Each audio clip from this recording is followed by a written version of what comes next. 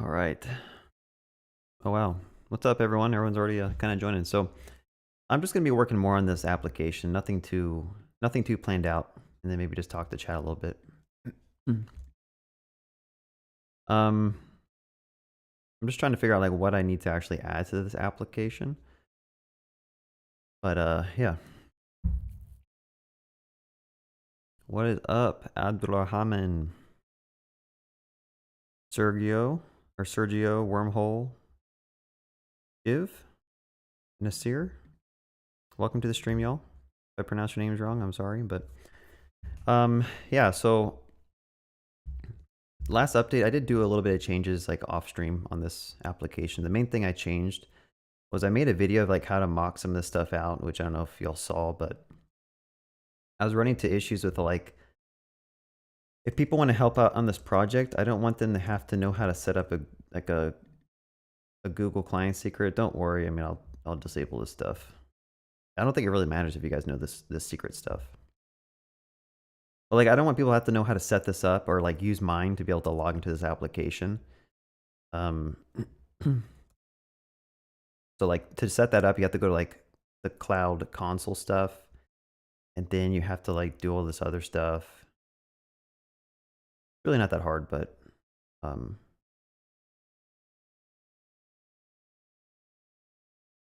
anyway, I could reset the secret here, I guess. But I think you guys could see it. But so I added this this public flag here, where I can change it from teacher to student to unauthenticated, I believe. And I'm still trying to figure out if there's a better way to do this, but basically I want people to be able to load this app, run it locally, and right now you can't see it. But if I switch this to the right, you'll see that it says teacher Rick up here. Okay, so I'm logged in as a teacher role, and I can see my classrooms and see my assignments and whatnot. But if I go here and change this to student and save it and restart my backend and refresh this page, you'll see I'm now student Bob, and like the header will change depending on if I'm a student role. And there's also unauthenticated. Oops. Restarting the server is kind of a pain. I wish there's a better way to do this. Like I guess I could save this. So if you're unauthenticated, we then show a completely different view of the UI. So for anyone who's interested in like contributing, they can just clone the project and get going and not have to worry about like getting a bunch of environments variables set up. Because I'm sure I'm going to have to keep adding more and more. So what do I want to add to? I guess we can just keep on working on the teacher. Or maybe we should work on the student a little bit. I don't know. So I'm going to change my role to a student, and I'm going to log in as a student role. And what does a student need to do on this application? The main thing is they need to be able to find classrooms. So maybe we should change the header up here to really just show like classroom browser or something. I don't know. So let's go to the header. And the header is broken up into the smaller components. We have logged in links. And if you look at the logged in links, it's going to show different links depending on your role. Right now, it's kind of hard coded to just show like the same links for students and teachers. So we might need to change that a little bit.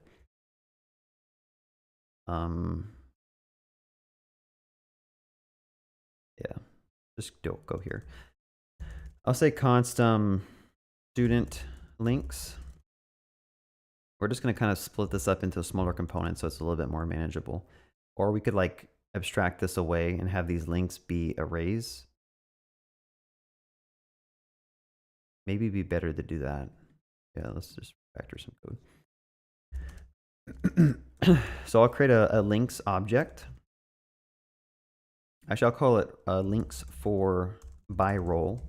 And then we can put student here. We can put teacher.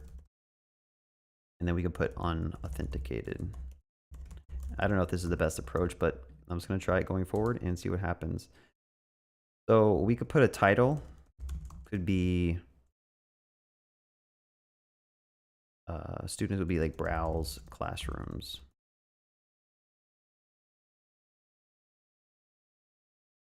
And then the link could be, I guess, href of classrooms. And then instead of saying has role, which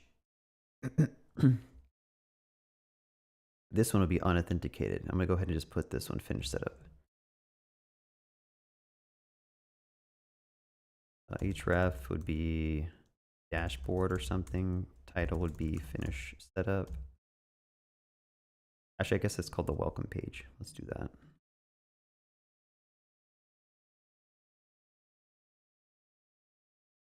All right, and then if you're a teacher, I believe I need all of these. So assignments and students. Let's just keep this basic for now. Like I'm just going to do this. If you're a teacher, you have a classrooms link. If you're a student, you have a browse link. And then instead of taking in a has role, I'm going to take in a role. And then that is going to map over the link for the role. In fact, I could put this in a derived. I could say like, I'll just say links by role, pass it in role.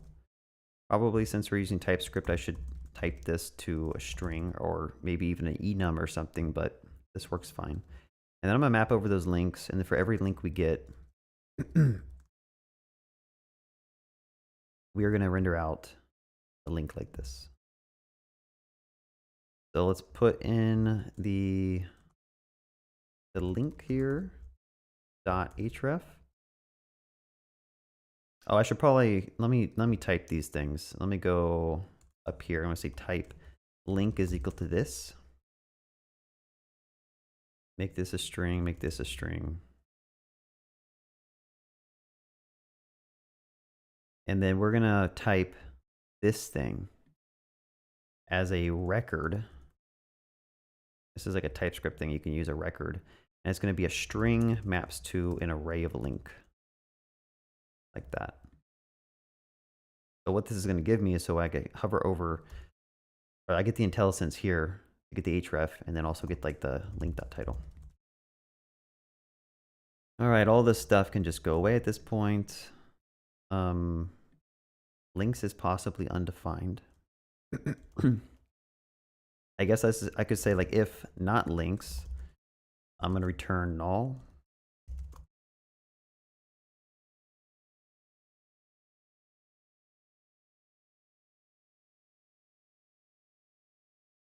There we go. Let's put a key here. This could just be link dot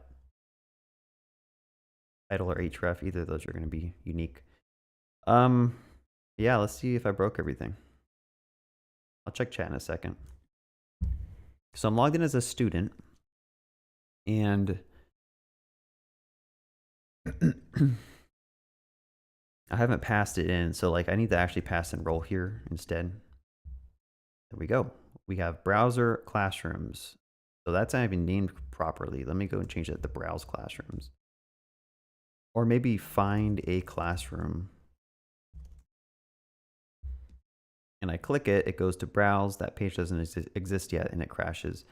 I'm going to make sure this works for some of the other things as well. Like I'll do teacher and just restart this real quick. We have classrooms. That takes us to our classrooms. All right. Go back to student, and I'm going to commit real quick. And I'll just say refactoring the approach for displaying links in the logged in header. Push that.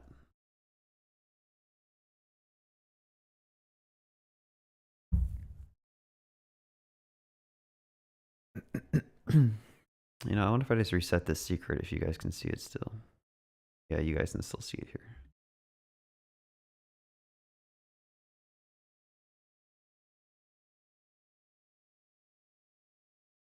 There, it's reset. No one can see that. Hopefully, doesn't really matter anyway. I just know people will comment about it over and over again if I keep sharing the secrets. All right, I have a quick question from Dionys B. What is better to Deuce. I'm sorry, I can't read today. What is better to Redux toolkit use selector in child? Or from parent to pass as props? I mean, if we have 3 to 4 state from Redux, passing through 2 to 3 childs as prop drill. I'm trying to parse through this question.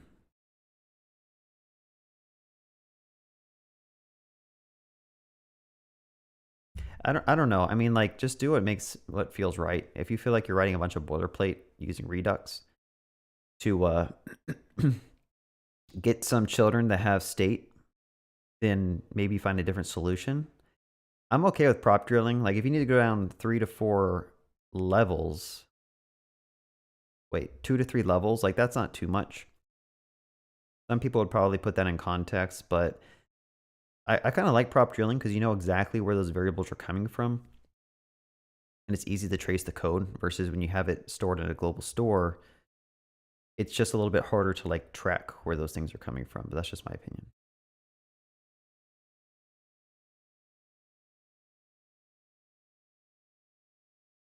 What's up, Donnie? Yep. I am a dedicated nerd. I would use T-Link for type. Spaghetti JS LOL. Hello, why is tRPC not Axios? Just because I'm using TypeScript on the front end and the back end, and it just makes it a little bit easier to prototype and build out a full stack app using tRPC. Well, welcome everyone. Welcome to the stream. Hope you guys have some fun watching me just do some stuff. I'll probably be clearing my throat a lot. I'm coughing. Got some type of nasal thing going on. Yeah, so I do like putting T and I in front of my interfaces and types. A lot of people don't. I don't really know what the best approach is. I think putting T is good because you don't confuse yourself with what a real component is versus what a type is. So I will follow that advice. All right, so what are we trying to do here? We are trying to, I'll be honest, I probably won't answer too many questions. I just want to kind of work on this project. And if you guys ask me questions related to this project, I'll try to answer them. But if there's any questions that are too unrelated to what I'm doing right now, then I probably will skip over them or just not answer them fully. All right, so as a student, when you log into this application, like, what do you want to see? What do you want to do? And I guess it depends if you're already assigned to classrooms. Like, you imagine you have 5 or 6 different classrooms that you're enrolled in at the same time. It probably makes sense to show that on your dashboard, and then also have a way to like find more classrooms. Maybe. I don't know. Let's just work on the find classrooms page. So let's work on a browse page. In fact, I might make this link more explicit. I'm going to call it browse classrooms. Go back. Let's find a classroom, browse classrooms. All right. So in next, the structure I'm doing is every screen is like its own folder here. So browse classroom. And then inside of this, I'm probably going to put like a browse classroom TSX component. Like so.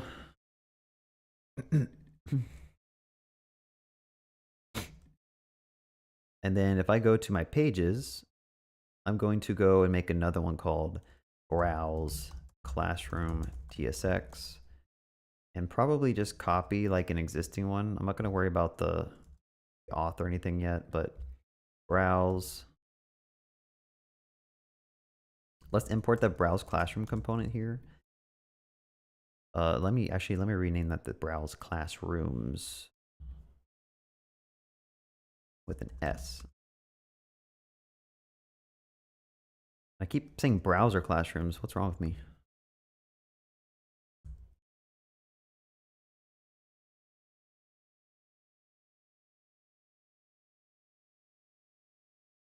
All right, there we go.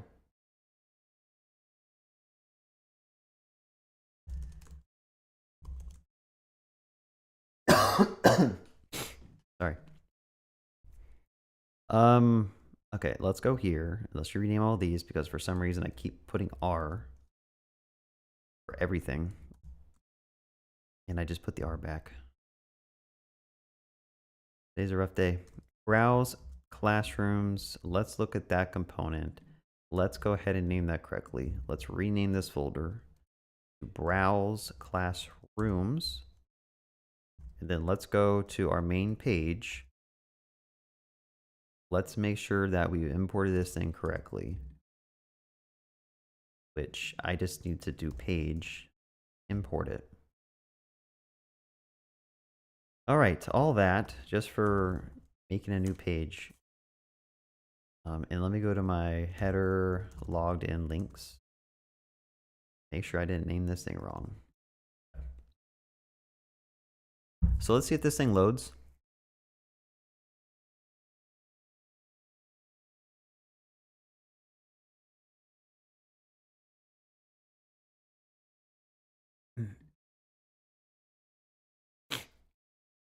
Browse classrooms, TSX.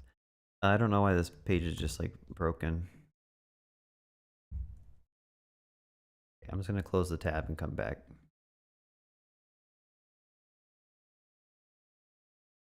Yeah, I really broke this somehow. What's going on here?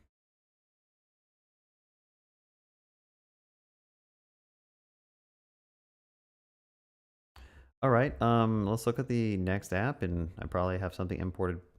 Maximum call stack size. Okay. Okay, so browse classroom page is a page that renders browse classrooms. Browse classrooms comes from this screen. I don't know. I probably need to restart my next app. I don't know. Sometimes like next.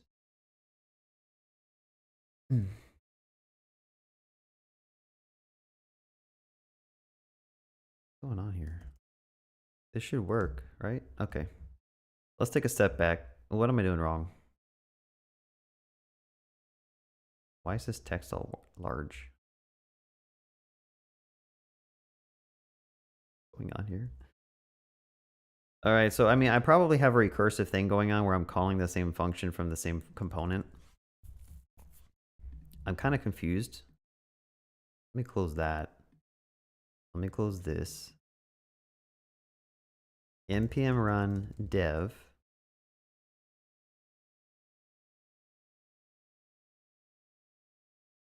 Localhost 3000.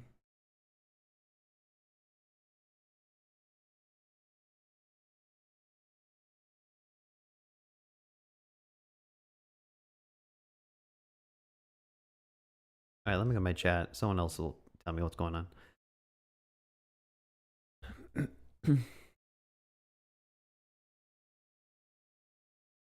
Will I launch a full stack development course? Probably not. There's a lot of work that goes into those courses, and as you can tell, I put the least amount of effort in my YouTube channel so that I actually stay motivated. So probably not. Maybe one day if I have more subscribers and views, I can make a course and put like links in my descriptions, but it's just not worth the money or the effort, in my opinion.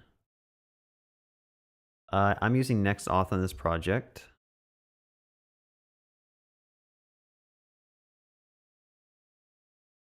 Yeah, for real, like it's just muscle memory. I type browser everywhere.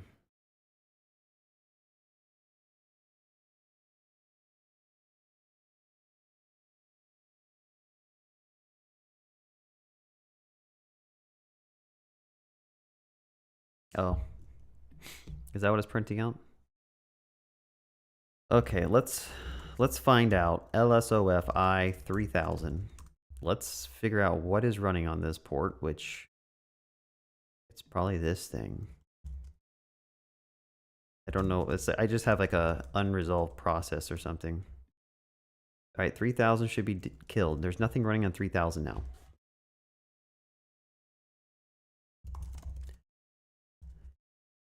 And let's go to the Browse Classrooms page and comment out this one because someone mentioned I should do that.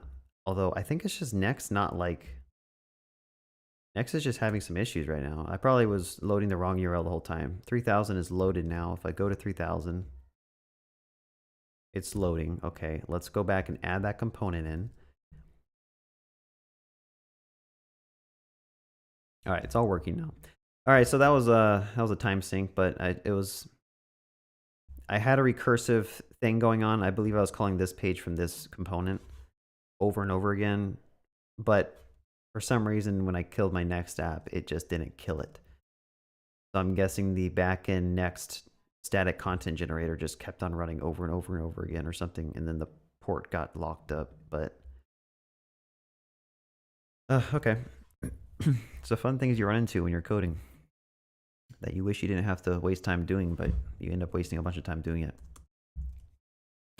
All right, browse classrooms. The idea of this page is like I just want to show all the classrooms that are in the system, maybe add some filters or some search bars or something. So let's try to figure out if we can do this. The first thing I like to do is start with the backend. So for anyone unfamiliar, I have a Prisma schema with a model of a classroom, which has a name. It also has a teacher, and it has some assignments and some other stuff that I think right now, let's just kind of loop over and show all the classrooms that exist in the system. And I'm not good at UX or design, so I'm probably going to just use cards for a lot of stuff until I think of a better way to display the classrooms. Or maybe we could have like a list of classrooms. I don't know. Doesn't matter. But let's go to the classroom router. So I'm using tRPC. And you make up your endpoints with mutations and queries. And let's see if we can kind of like add one called like find classroom or something.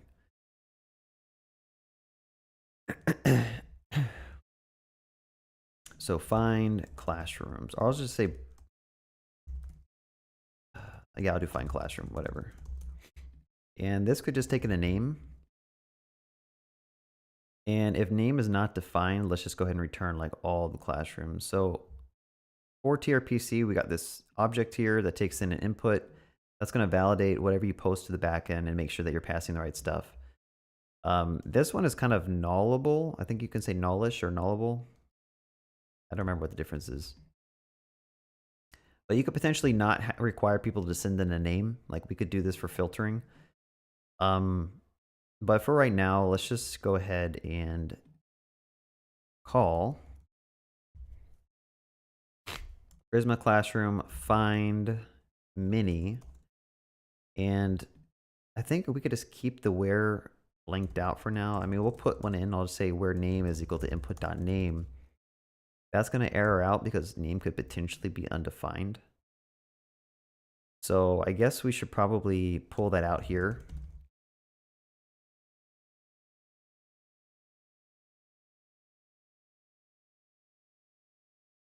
You know, I kind of wonder, is there a way to do dynamic keys here? Like if input.name is defined, then use input.name. Otherwise, just use like undefined. I don't know if this is going to actually search my data set to try to find where name is undefined. But it's more like we probably want like a where clause. So I'll say const where is equal to an object. And then I'll say if input.name, I can say where dot name is equal to input.name. Do this. Don't know if there's a better approach to do this. Property name does not exist on type. Okay.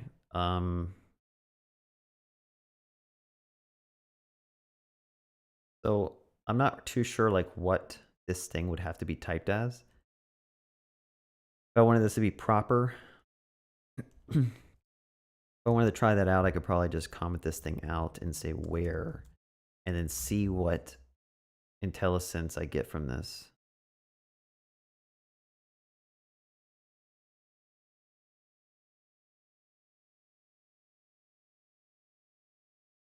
Okay, whatever. We're going to say as any. Boom. Not the best, but it's fine. I could put any here, I guess.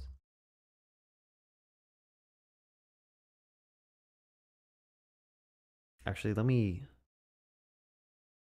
I think that's what's complaining about. I never know, like, should I put my types here? Like, where the variable is declared? And I could... Technically, I could put a type and say, like, where, t-where, and then set that equal to name a string.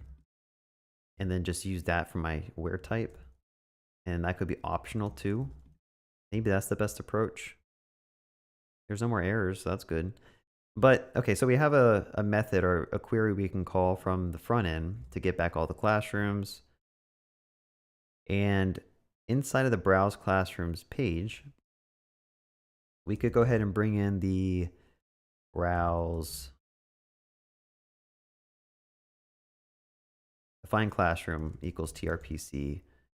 I'll just go ahead and do use query. And I will pass it in find classroom. And for right now, we could just try to loop over that. So if this thing is defined, find classroom dot data.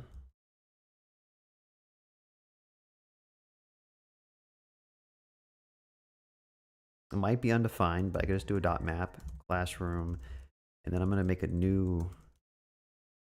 Let's do a diff right now, but I'll come back and try to fix this.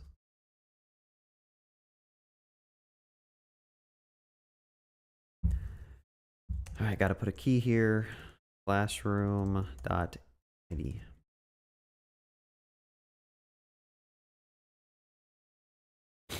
So the backend is complaining because like I have to put dot nullish on this as well. Like you don't have to pass in the object, which in that case, this is going to break. And that should be fine there. All right, so we have 2 classrooms showing up, testing and testing. We should probably display like who the teacher is, and maybe we can style this a little bit more. Let's go back to the chat real quick.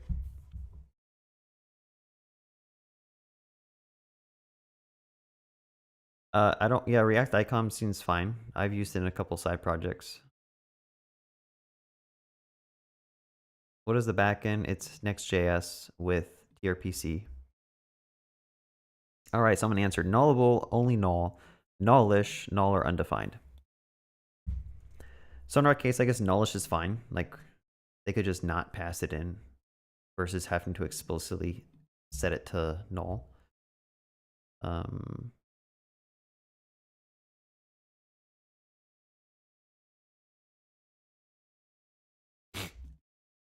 Yeah, we should probably use pagination too. One step at a time though. Let me just try to get some stuff displayed and styled nicely. I'm trying to figure out like I'm trying to get inspiration. I know Udemy. Sorry. Hopefully I didn't blow your ears out. So if I were to search for like a classroom here, I'm not making a Udemy clone. But I mean, they just use cards, which works okay. I was trying to think maybe we can do like a kind of like a blog style. I'll just say JavaScript and see what pops up. Yeah, so something like this. I mean, I don't know if we want to re-implement all this stuff, but the idea is like you can search for classrooms and then find the ones that haven't started yet. And join them. So like if we can kind of follow approach that's kind of like this, where you have like a little picture and then a title and then a description, the teacher name, and that might be pretty cool to do. All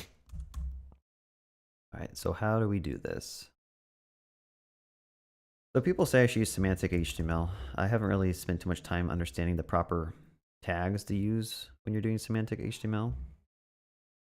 But one thing we could also do is we could find pre-made components for this, but it's fine. So if we need a image on the left and then some content on the right, we can use flex. So for every classroom that we render out, we can give it a class name of flex. And then we're going to go ahead and just give it like a gap of 8. And then inside of here, we are going to give this, for right now, I'll just do that, a div and a div. This one could have the classroom name.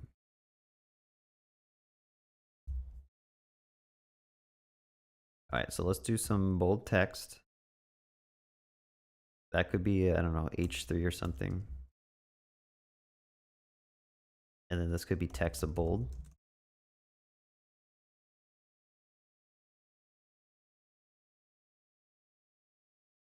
What else do we want here? We want an image. So like if we can bring in next image, like so, source could be some type of placeholder for right now, which I think if we go to the other cards, so what page was that? That was the dashboard or the classroom's ID or something?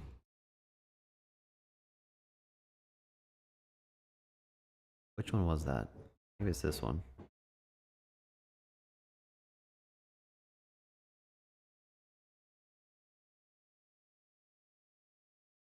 I know there's an image displayed somewhere. Assignments. Okay, wait. I need to go to the classroom. Let me go to my pages. I've already forgotten this project.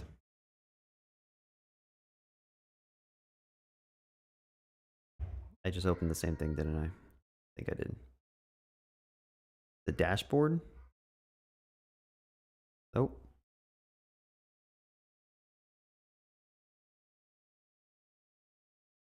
I have like so many components here and pages that I don't even use, so I need to go through and like delete half of these.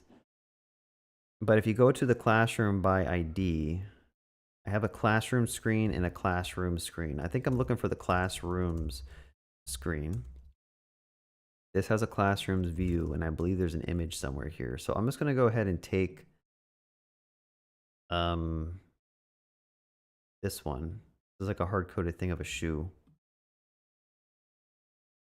All right, let's take this. Let's find that page that we're working on, which I've already forgotten what it's called. Browse classrooms. I'm going to put that next image here, and then for source,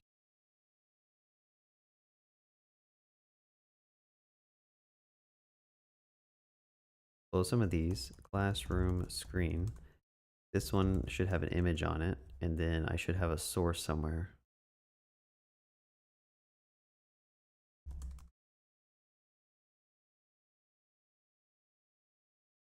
Let's just do this. Can't find my stuff today.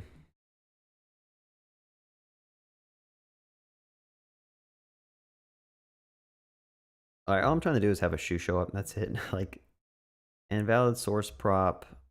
Post name is not configured. All right. You know, I think I have a local image. Like, maybe I don't need to do all this. I'm pretty sure I have like assets in here. I have like a student. Let's just use that. Maybe this will be easier. /assets student.jpg. Let's see if this shows up. Nope. I've already forgotten how to make that show up.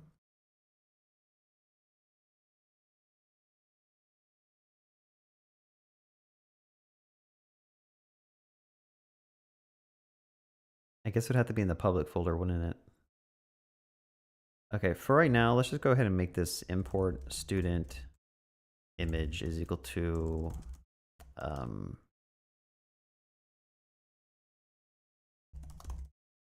import that. I believe next image, like you have to actually pass it an imported ESM image module, or you can point it a dynamic absolute URL, but it have to be like something in your public folder, if I remember this correctly. I think, I don't know. I feel like at one point I remember, like I learned all these things and then like I just forget them all again. I don't know if I'm just getting too old or something. But the idea is like we get like an image over here on the left, which is kind of similar how Udemy's doing it. And then here like we have the title, which is not really becoming bold for some reason. Because it's not called text bold, it's probably called like font bold. There we go. So now we have a bold title. We probably need a description, which I don't think we have a description stored yet. So we'll have to figure that out. And then we should have a teacher. At least I thought we would.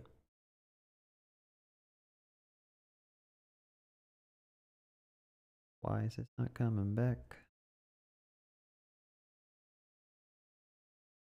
Okay, let's look to see in the Prisma model, we have a classroom. This has a teacher.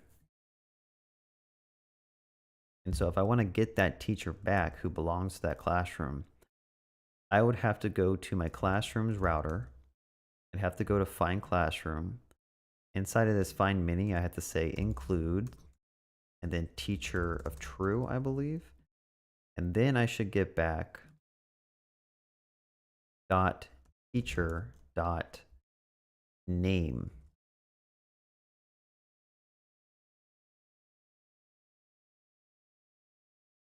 All right, teacher Rick testing.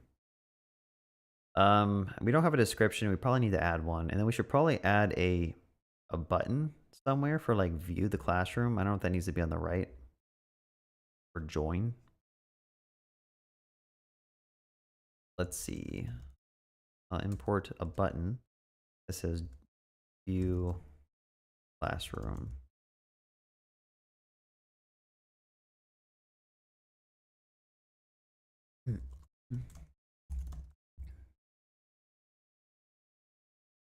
Okay.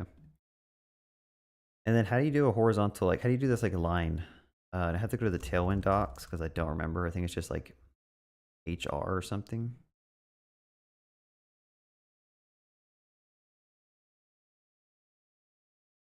Is it called a roll?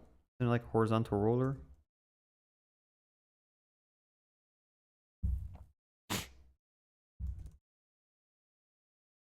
I've used this before. I know it's here. Let me go down here. Let me go to the chat real quick.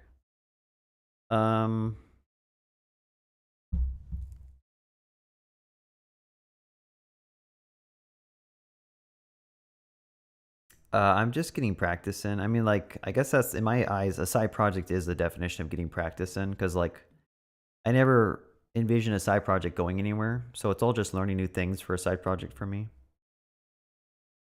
I'm using Daisy UI in this app, and I would not recommend it. No.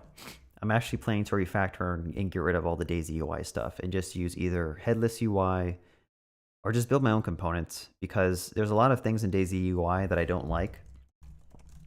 Maybe it's more specifically I'm using React Daisy UI, which is probably the main issue. But if you go to a dropdown, if I click on this, I'd expect this to toggle away when I click it twice, but it doesn't do that.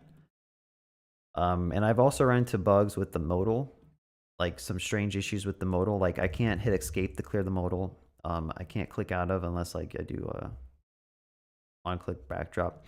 I don't know. And there's also not accessibility baked into this stuff. Like when the modal opens, I could still click around with tab to the underlying DOM elements. So I'm just not impressed with Daisy UI. And then to use the real Daisy UI,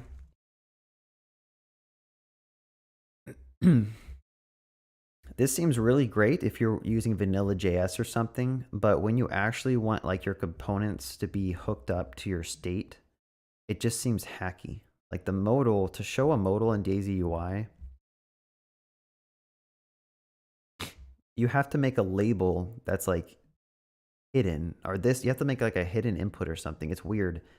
And that logic is all happening under the hood with like vanilla JavaScript, which is a red flag to me. Maybe I just don't know it good enough, but I'm not going to use this anymore after I've used it for a while.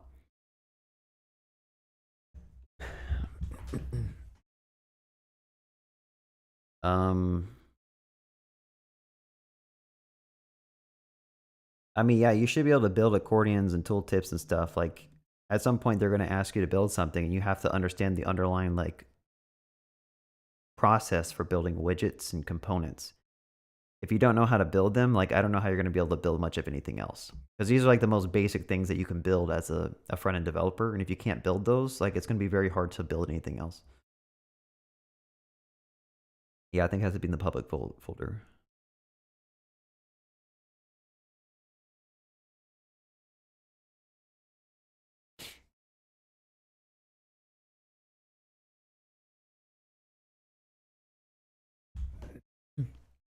Yeah, Chakra. I know a lot of people use main time. I'm actually thinking about switching over to main time, which would kind of defeat the purpose of using Tailwind. But when I'm working on a project, like I just don't want to have to think about building components. I'll be honest with you. Like it's just tedious to build components that are well tested, accessible. And Tailwind is great, but like from what I see, the approach for using Tailwind is you literally go and you copy a bunch of code from other websites into your project. And then you have to refactor them to make them work with JSX by changing class to class name. And then you have to go and add in your own functionality to make it work. So there's a lot of extra overhead with like using Tailwind on your projects, which it's a trade-off, right? Because you have like a lot of flexibility to style your components as you want with Tailwind. But at the same time, if I'm just trying to build a startup or build like a small project, I just don't want to have to worry about coding that stuff, to be honest. Um,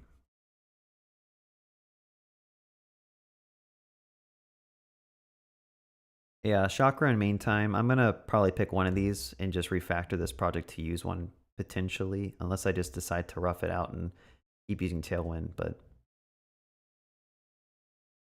um, okay. So yeah, HR. I guess the question is in Tailwind, do you just add HR to whatever you want? So like if I go here and say this is HR.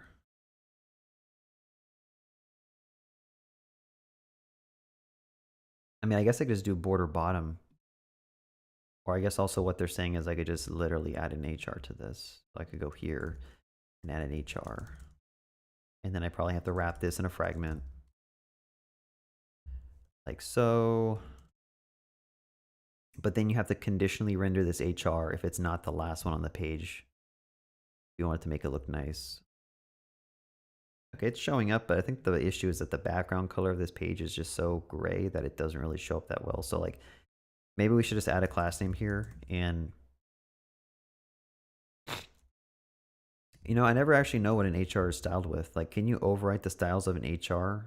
Is an HR just a like a border bottom or something? Border bottom color. It looks like it's just a border bottom color. The border bottom.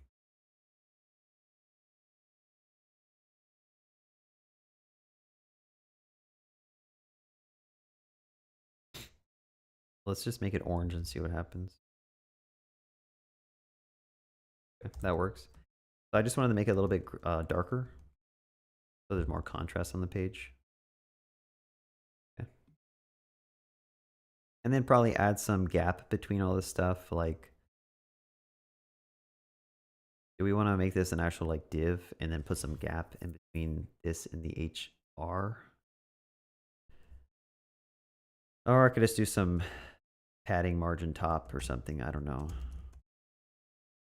Say margin Y of like 8.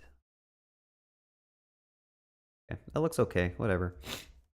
Probably some margin here at the top of this thing. So if we were to go here and just like, we probably need to add some filters here.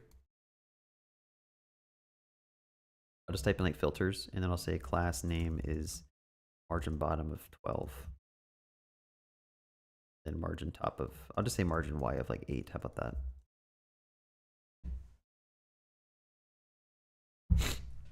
Does anyone have good resources for semantic HTML? Like if I'm building out this component here, I'm using divs a lot. And I know there's like different components, like you can have a section and then inside of here, these could all be like articles or something, even though that doesn't make sense in my head, like an article, like that's not really an article. And then inside of this, like what would you potentially have if you wanted to do flexbox here? You know what I mean? So just point me to a nice documentation. I need to read through it and like, if they actually have good examples of like, here's a component written with poor semantic HTML, and here is a component written with good. Oh, articles doesn't exist. Article does. But like even this, like this, I guess could be figure. But then I don't know if that makes sense because like, should a figure actually have like an image here?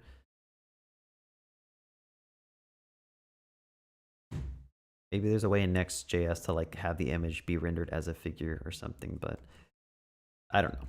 I just don't know. You know, I could probably flex gap of. I wonder if I can just put this class here. And then I don't need to have this div here.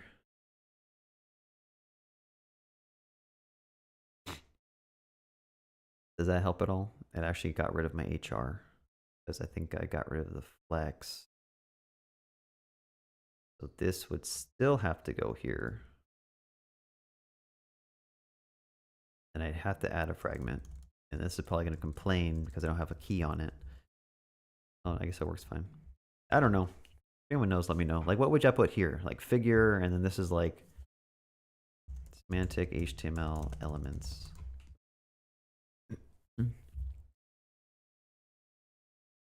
Like, I understand this stuff, like sidebar, header, nav. That's easy. I'm talking more about like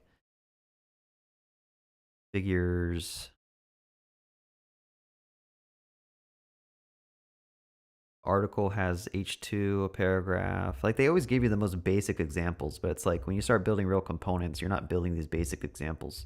Like, you're building legit components. And you're limited to like, really? That's what we have to actually build semantic HTML? This is it. Defines additional details that the user can view or hide. So this would be for like a drop down or something, which doesn't help us.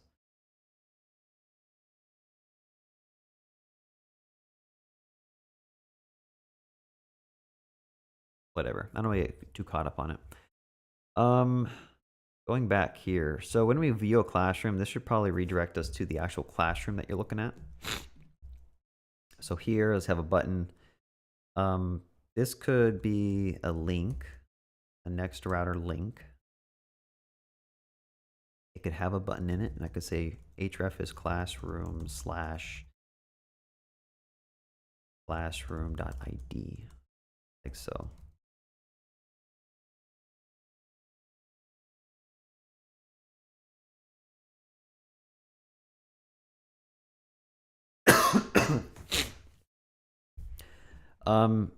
So as a student, if I click on view classroom, I mean, Udemy probably shows you a bunch of information about it. So it's like, if I click on this, I probably should go to a different page that's more of like a preview classroom. Because right now, if I click it, it goes to like the actual, like you're enrolled in the classroom view. And we shouldn't be seeing this unless you're actually enrolled in your classroom. But yeah, there's a lot of stuff we could do. Let's try to add a description to these classrooms, because that's going to be probably a better user experience if we have like some type of description here. So inside of the Prisma schema, I'll add description. I'll make it a string. And let's just do a Prisma migrate. npx Prisma migrate dev. Okay, this one.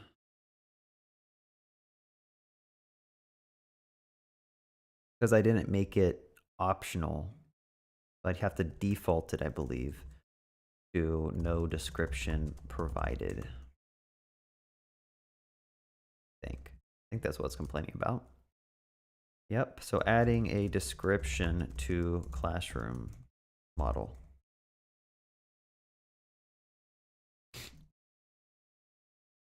All right, so at this point, we should have this default description added to everything. And if we go here where we're trying to display this stuff,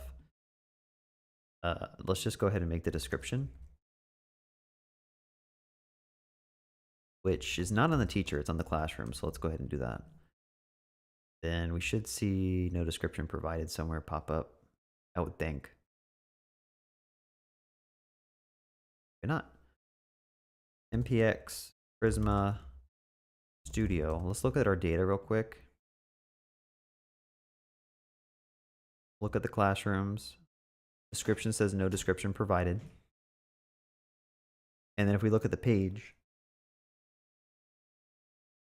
we should be rendering out that no description provided somewhere, which I thought we were right here, classroom description.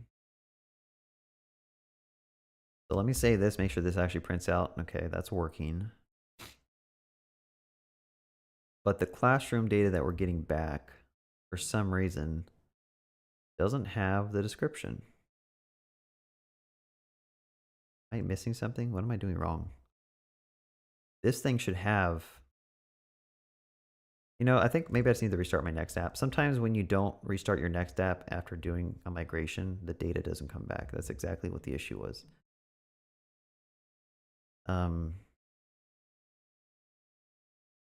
Yeah, one thing I've noticed with Next.js is like you find yourself restarting your apps all the time. It like doesn't know how to reload properly when you do stuff like Prisma But you just have to kind of get used to like what needs a refresh, what doesn't, what needs a restart, what doesn't. New classroom.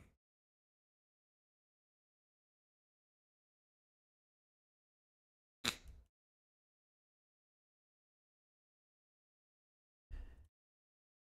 feel like this button's like too in your face.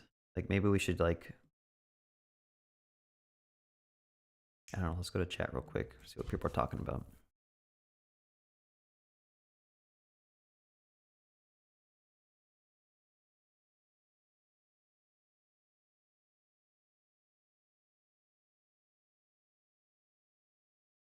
What type of classroom app is it? Just something that like if ever in the future I want to make my own like online classroom and have students enroll and I could like teach them stuff. Something like that. Don't know if I ever take this anywhere. This is more of like a learning experience. Just so I can learn some new tech that I don't get to use in my day job.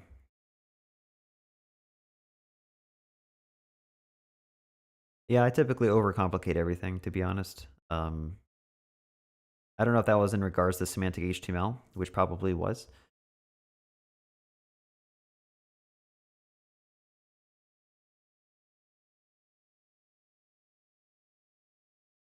Yeah, I mean, I think making everything a div is kind of maybe a red flag that you're just doing something wrong, but I don't know. I've never been big into like learning about semantic HTML and elements and stuff because I just haven't found them really useful, but they might be useful for accessibility, at least the main ones.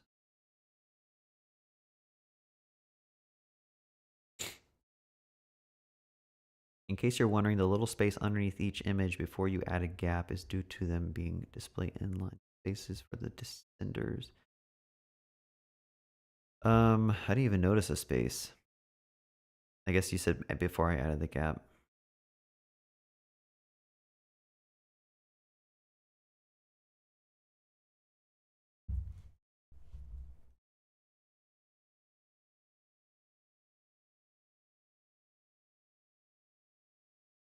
Yeah, I don't know. React icons, hero icons, like all these icon things are the same.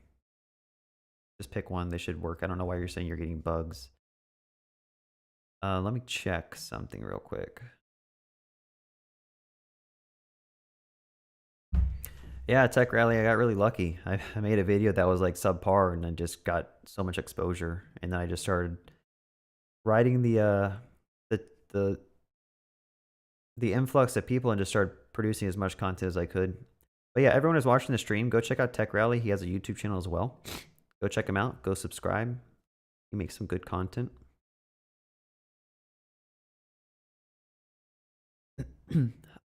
What should we work on next? I don't know. I feel like I need to like make plans before I just do these streams, but I kind of like winging it. So I think it'd be cool if like as a teacher I could actually edit the description because I don't think we have a way to do that. Um, so let's go back. Go to this .env. I'm gonna change my role to a teacher. Restart this, and let's see what happens. All right, so now we can go to our classrooms. Let's go to our managed testing classroom. I also don't have a way to edit my classroom name. Yeah, I think we need a way to like edit all this. So maybe we could add like a little edit icon here or a gear cog over here to edit your classroom. So let's close everything. Let's go to the classroom component. And nose. And let's go to find out where we are saying manage your classroom. Right here. So like I said, we want to, I don't know, maybe we'll add like an edit button. It might be the easiest approach. So an edit button right next to this. And I started looking into hero icons. Not sure how I feel about it. It seems kind of verbose. But since I am using Tailwind, like it works. But we could have a pencil square. I could copy the JSX. And then up at the top, I'm just going to go ahead and put this here for now. But we could make like an icons folder. What is it called? It's called pencil square. Pencil square. I'll just have this return JSX like this.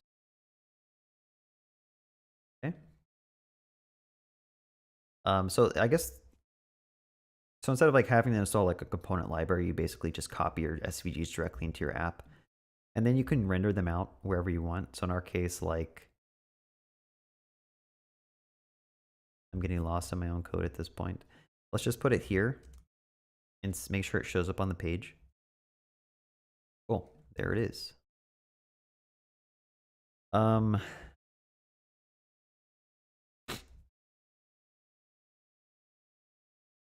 it make sense being to the right of this? I think it does. Probably need to add this in a flex so that they're put on the same page. And put this right after it. And then I need to center them. Is it item center? Yikes, that looks bad. I think it's because I added a bunch of margin top to this thing. So I should delete the margin top. And now we should have them aligned. And then I should add the margin top to the actual like flex box that's wrapping it all. And then I should probably put an edit thing here. Wrap this all in a link. In fact, I don't know if this needs to be a link, because I think I have a modal for editing this stuff, or we could make a modal for this. I don't know. Just do it a button, I guess.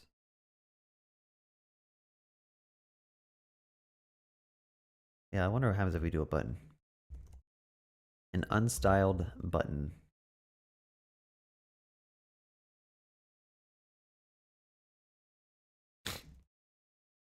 Okay, I guess we should give this thing a display as flex as well. So class name is flex. Like that should push them on the same line. We should probably add some gap to this. So gap of 4, that'll push some space between those two things.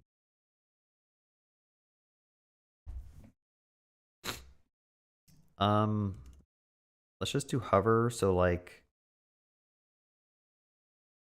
actually, I think I added a class name called link. There we go. Whatever. I'm still trying to figure out like the best ways to do some stuff. Like I brought in a component library. I don't want to use it anymore. So now I'm like doing my own stuff. And now I just have like a Frankenstein code base. But whatever, this is a side project. So, so when I click on this button, we should do something. Probably open up like an edit modal. So we have a create assignment modal here. Maybe we could also add another one called like edit classroom modal. Keep it simple, right? And we could go ahead and make another modal component here. And then see if maybe we can dry this up. Edit classroom modal. Like so. Rename that. Has a bunch of stuff in here that we probably don't need anymore. But this thing, or we're calling it down here, what does this thing need to take in? I need to auto import it first of all. And then when I cancel it, we should say close edit modal. On complete, we should probably say, I don't think we need to do anything on complete unless we want to have the logic for editing the classroom live in the screen, which maybe we do.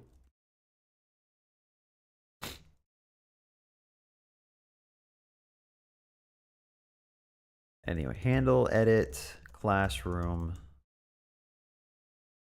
complete is open. Show edit classroom modal classroom ID. Don't know if you even need the classroom ID here, but so let's figure out where the state stuff is coming in.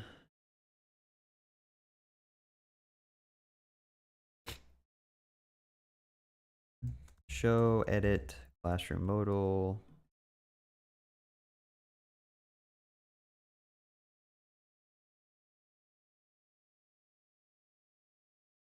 All right, so the idea was we'd have to make some functions that kind of handle a lot of this logic. I believe we're doing it down here. At this point, like it'd probably be good to make some custom hooks because there's a lot of logic that's completely unrelated to each other all in the same screen. And I'm starting to get red flags of like this stuff needs to be refactored. But that show edit classroom modal false. So when you're done editing the classroom, close it. And then we should probably also like update the classroom data. I don't know if we want to do this here in the modal itself. This one could just open the edit classroom modal, which is not defined. So let's just go ahead and define it here. Like so.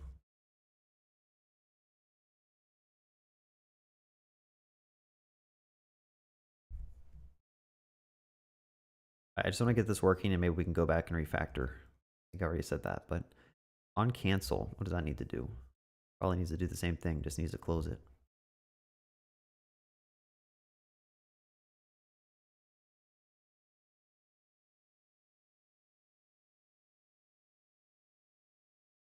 All right. Moment of truth. Does this actually do something when I click on this? It does. So I did copy the exact same modal, and I'm going to probably see if there's a way that I could like dry it up if I want to. There are two separate modals.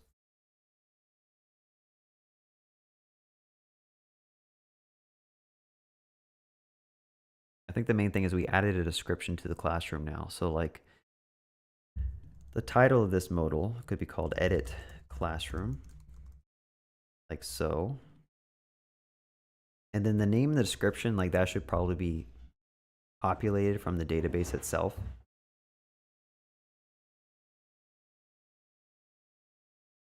One thing I always debate is like, where should the logic of stuff live? Like, to me, it makes sense to make like a self-isolated component that can be used on every page. So like put the fetching for the data in the component and then refactor it later out if you need to. In this case, we already have the classroom, I believe. We have the classroom data. So yeah, maybe it makes sense to just have this stuff passed in. So just pass in the classroom data.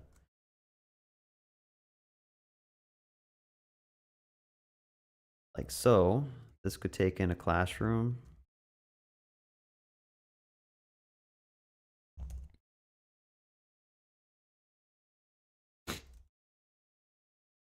And then when we submit, like we could just say handle. Let's just do handle submit here. I'm going to get rid of all this stuff. I think we do want to call reset though. Oh, I guess it's called incomplete. Let's do that. All right, so the classroom data is going to be passed in. And then we have a form here. And the form needs to be populated from that classroom data. Now I'm using the use form hooks library here. And I believe there's a way to populate this form with its initial data. Maybe.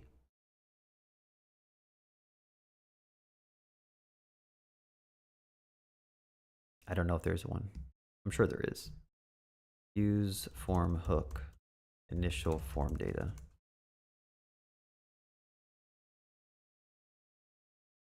Oh, React hook form is what it's called. There's a version 7. What version am I on? Yeah, I'm on 7. Okay.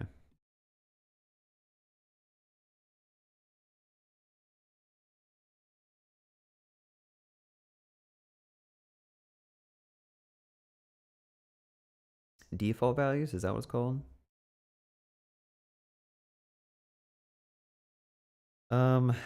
I'm going to assume it's default values. I think that's what I want.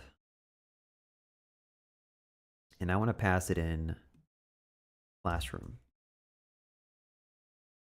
And let's get rid of some of this stuff. Handle submit takes in data, but we don't need data. So I guess I should pass in on complete. We'll figure this out in a second. We got the name. We got the description here. Got cancel and create.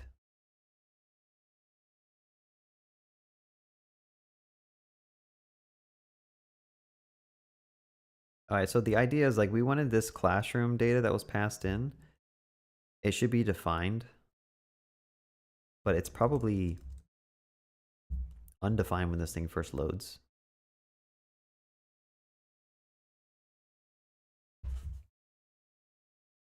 Refresh the page real quick. Click edit. I mean, it has a name and user ID, but it's not populating here. So am I doing something wrong? You probably need to put name onto something.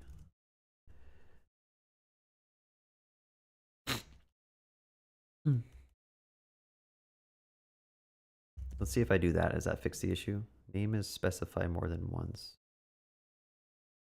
Okay, this probably returns a name then.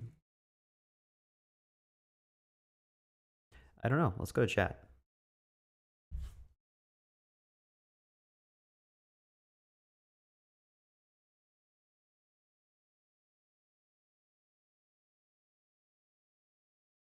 No, I just work on a laptop, so I only have one screen, and I just kind of go back and check the comments every once in a while.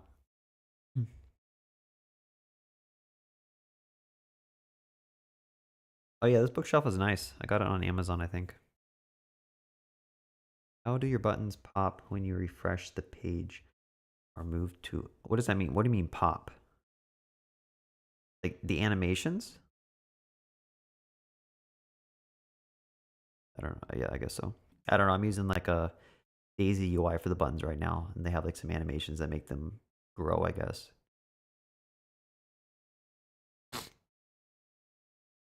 I've never used Firebase before, so I can't really answer that question. I tend to just do my own stuff, but that might be a curse, not a blessing.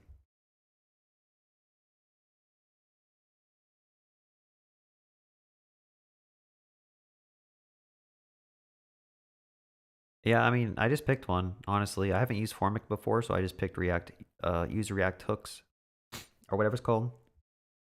React hook forms. There is a... Wait, let's go to live chat, not top chat.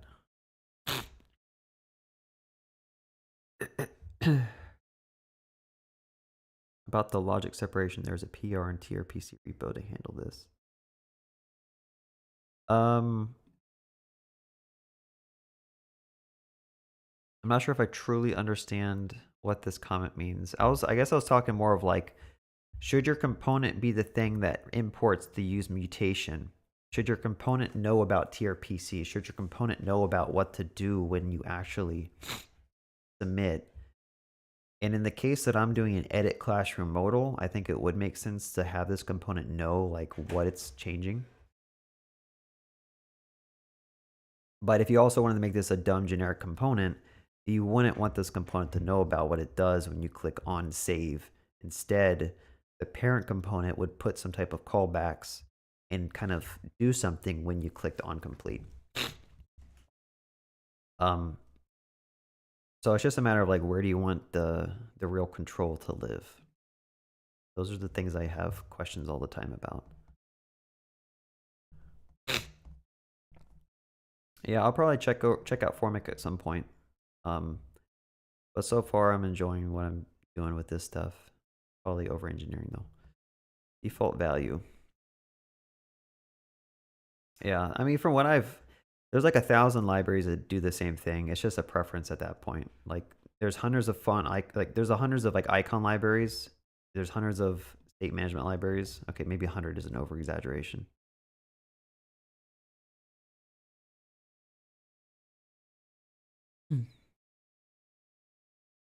I have no idea what Redwood cells are. I'm out of the loop with a lot of this hip tech. Like, for the most part, I just learn what I need for my job and try to just use that. And then on my YouTube channel, I just learn like a little bit of new things so I can kind of teach it. But I've never touched Redwood. I've never touched Remix. And I think it's fine. Like, you don't have to learn these things. Like, just get good at one thing that seems like it's doing the job. So the issue is that a ref? Let me go back to this. The issue is when the modal pops up, these things are not defined with some initial state. And I think it's probably because like I'm probably rendering it before the classroom is even set. Don't know if that's the reason, but I'm gonna make a hunch that that could be it. Yep, that's it. 1 second.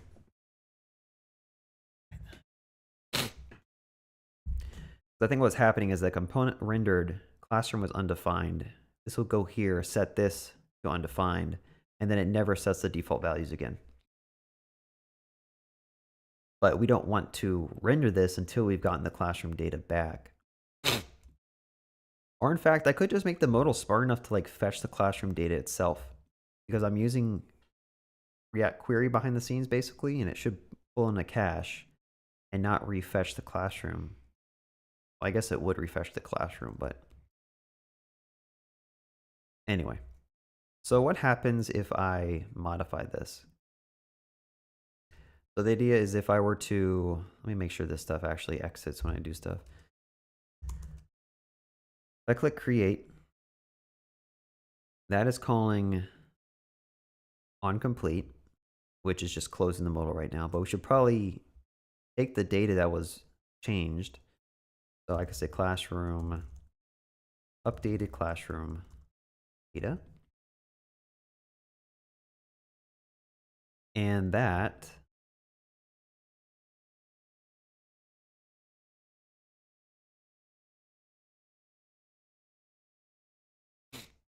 should be passed in here. OnComplete, this could take in some classroom data.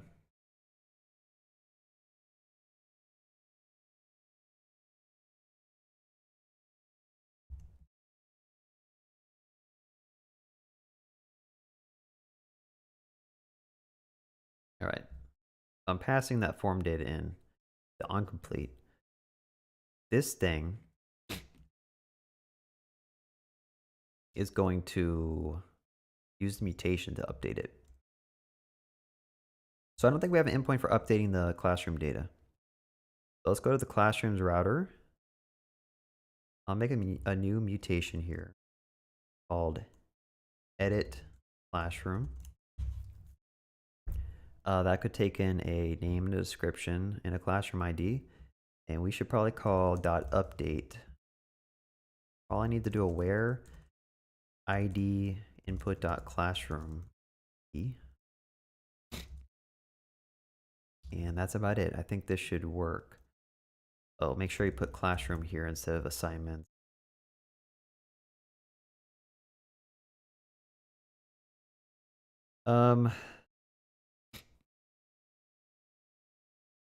As you guys can probably hear, I'm like fighting some type of cold. I have like congestion, and it's not too bad, but I think it is harder to think sometimes. Let's see, tRPC.use mutation. We want to bring in that classroom, edit classroom. And we're going to go ahead and just call this like edit classroom mutation. I haven't even decided like what's the best convention. Like I've been doing like object destructuring here, but recently I've been switching over to this new approach where I just have the actual object. And then I can call it like this. And I can pass in the updated classroom data with the classroom ID like this. And then we should probably await on this. We should probably await or async this, await on this. And then we're going to have to probably refetch the classroom data. Like that. Let me just go ahead and change this a little bit. Super inefficient.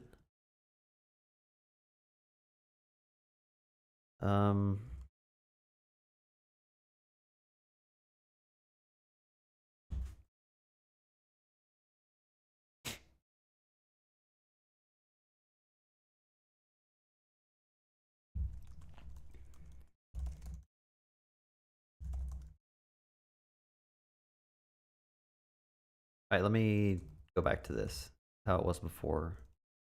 But we're trying to get the mutation, or we're trying to refetch. Probably not the most efficient to like have to refetch the entire classroom after you've done this, but basically do that. So the page will refresh the classroom data. Let's just see if this works. Testing hello world, create, and it updated that. Also a description. Let's see.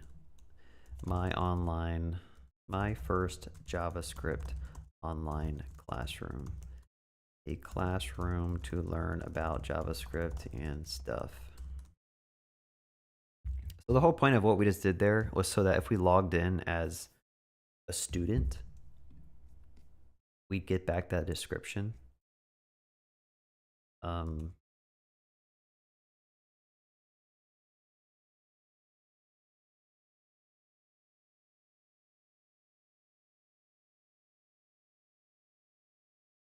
Cool.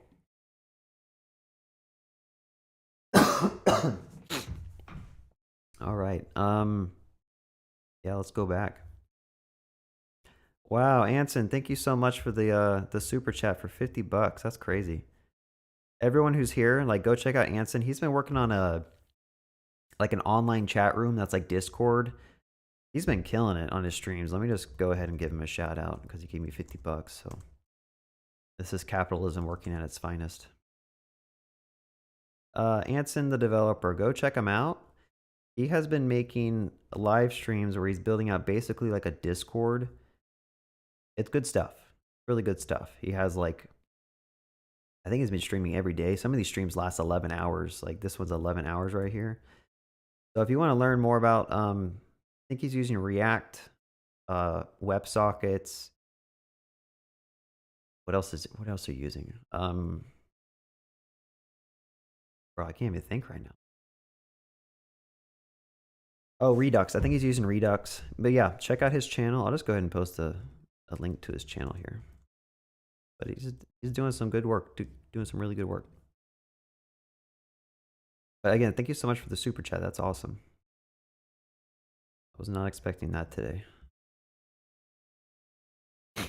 Let's see. Someone says, I would love Remix. Yeah, I need to try it out. There's just so much stuff that comes out all the time. And it's just like, at some point, you got to just stop learning new stuff and just get good at the stuff you are learning.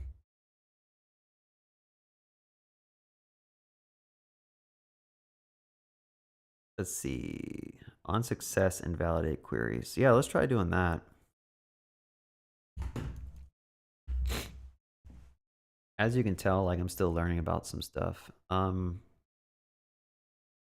Let's go back to teacher.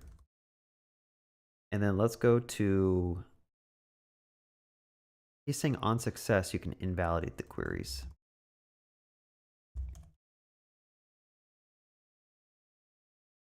I don't know how you do that. Let's be honest. So React query, invalidate queries. And I guess I'm curious, what's the difference between invalidating the queries for a key versus just manually refetching the query? Is there a benefit to one over the other? And then secondly, how do I get access to this query client with tRPC? Those are my questions. So tRPC invalidate queries. You can import this tRPC use context. Okay. Yeah, I don't know if this is better or not. I'm not sure what the benefit of invalidating the queries is for this. I guess I'd have to do it for whatever the classroom is. Query classroom. I'd have to do this, wouldn't I?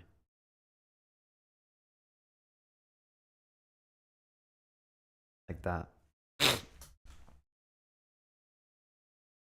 I guess the benefit is if I was not doing this in a modal and I didn't pass around this refetch, globally React query would invalidate this. So when this page reloaded, it would refetch. I think that's like the main thing. But for what I'm doing right now, I'd rather just call refetch in my opinion. But maybe there's like a best practice that people follow. So if I go over here and like manage my classroom, edit this and say like, hello world, what is up?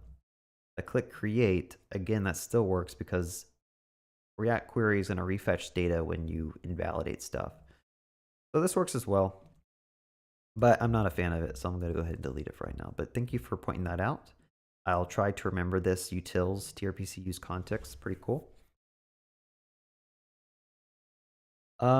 You know, I do a lot of like refactoring videos on my channel, and I feel like I should refactor my own code. So there's like this cool library I recently saw called like use hooks. I forget what it's called. I already forgot. But it has like a use click outside hook. It's just called use hooks, isn't it?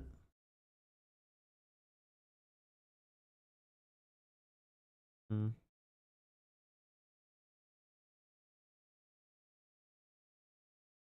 I don't think this was it. Let me go to this page.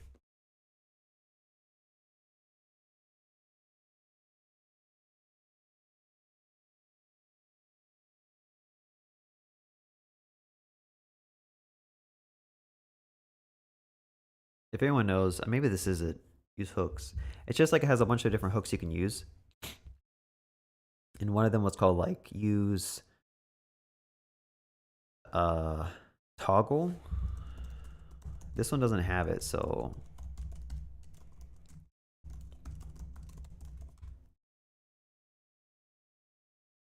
oh, maybe it does have it. Toggle. Maybe they changed the docs.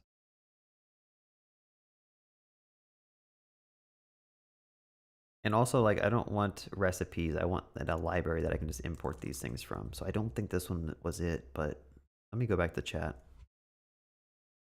React use, is that it? React use. Nice, yes, this is it. This is it. I never tried this. I wanted to try it out because it seemed like it had a lot of good stuff. Like a lot of utility functions. And I feel like we could use this for the modal being toggled on and off and stuff. Maybe.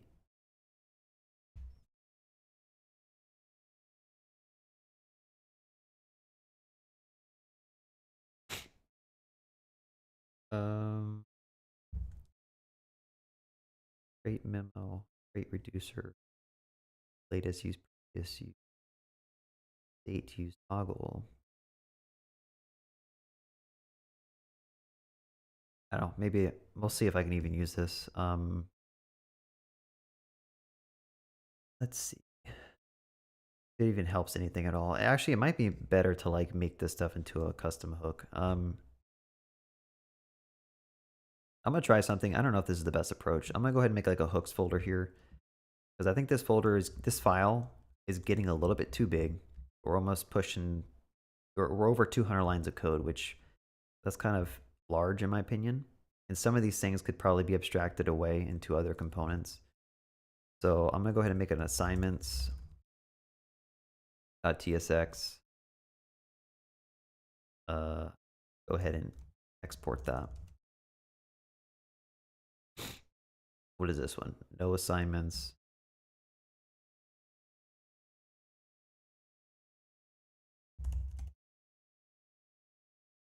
Go ahead, do that. Pencil square. I mean, this should be in like an icons folder. Let's just add an icons. I'll add a pencil square.tsx. Export this like so.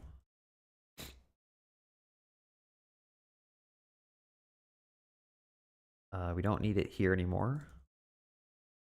We have no assignments. We have. Did we put that in there? No assignments. This one.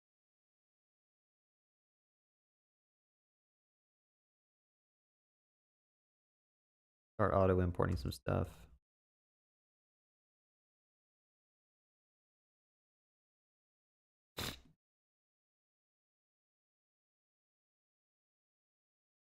All right, so did we reduce the code? It's down to 121. It's a little bit less. I mean, all I did was move stuff to other files, so you can argue that's not really doing much, but I think it is. Let's go ahead and import whatever we need here.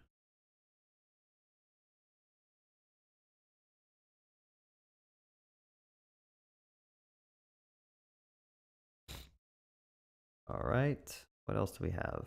No assignments probably needs to be fixed up.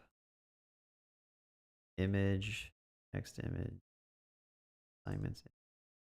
Oh, that one's set too. Let's go to the diff, classroom screen, assignments image. Probably need to take that out and put it here. Here we go. And did I break everything? More than likely, yes. Let's see.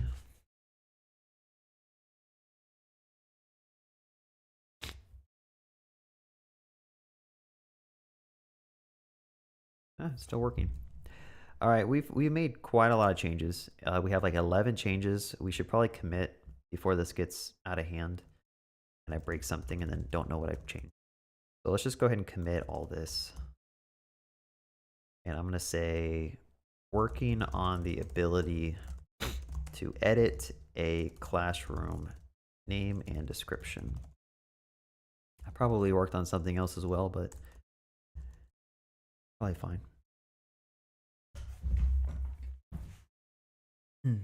And by the way, I'll probably switch my live streamings. I was doing live streams on Saturdays for a while, like Saturday mornings, but that's actually like when I go to church.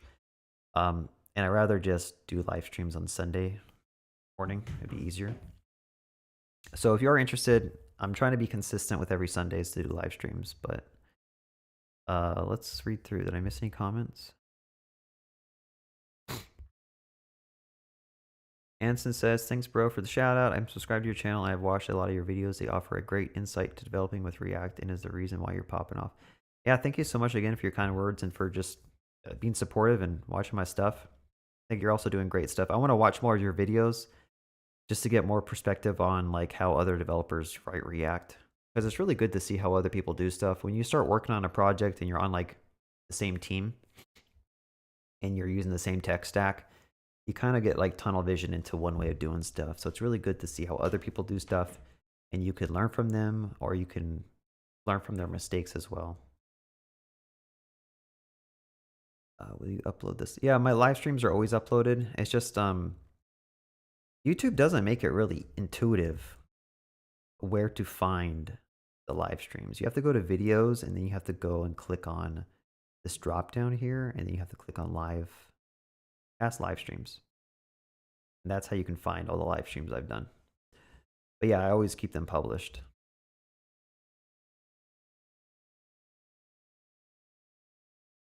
My day job is a web developer, full stack engineer, whatever you want to call it. And this is just my little learn new things side project YouTube channel and try to teach some other people.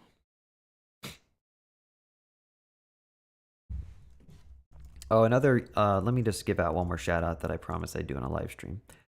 I did a shout out on a video. Voided name, he's another YouTuber, but he's been on my Discord and he's been helping a lot of people just answering questions, and he has like a really deep understanding of like React and software engineering and best practices and stuff. And since he's been helping out so much and I kind of done 2 videos in response to his videos, I just wanted to give him one more shout out because he's been helping me out a lot on my Discord and even being there for me to like ask him questions to get a more, like, he knows his stuff is what I'm trying to say. So go give him a subscribe. I would like to see him at like 200 or something after this stream, hopefully. Go check him out. I'm hoping he'll publish more videos. He only has 5, but he just started recently like making videos.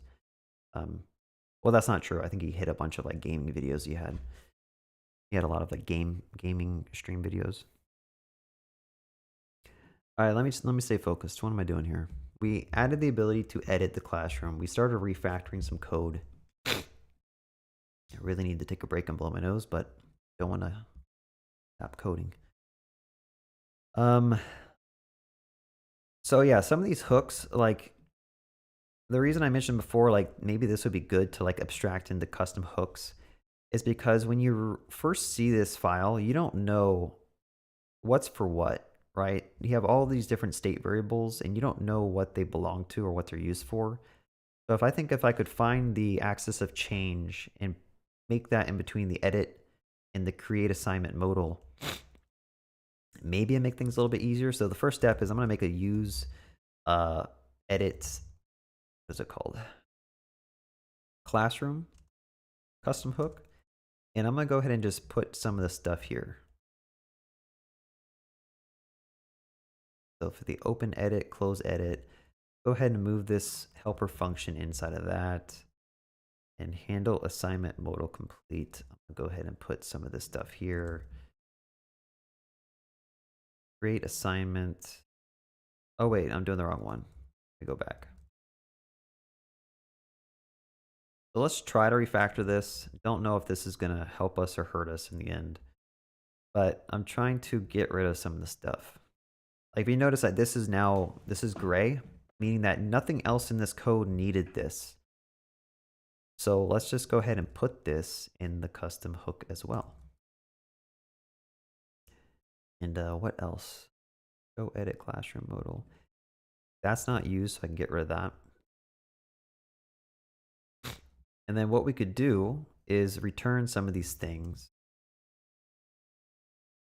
from the hook itself.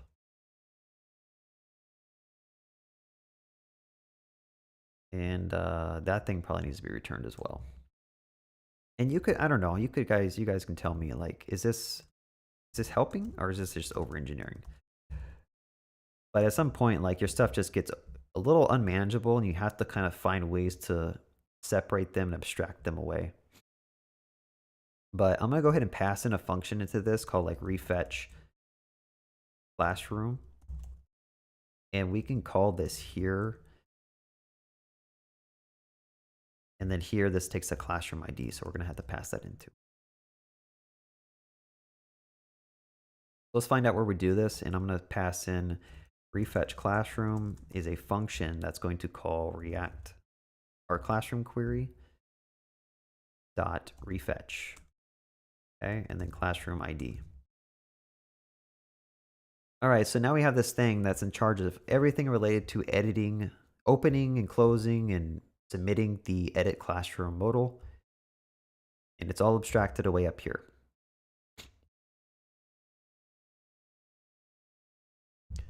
Excuse me. Is it better? I don't know. But we're gonna roll with it. So let's just go ahead and do the same thing for the const use create assignment. Similar approach. This state could be put here. The mutation. Do we have a mutation anywhere? Just move this stuff out. This stuff could be pulled out as well. Return some of these things.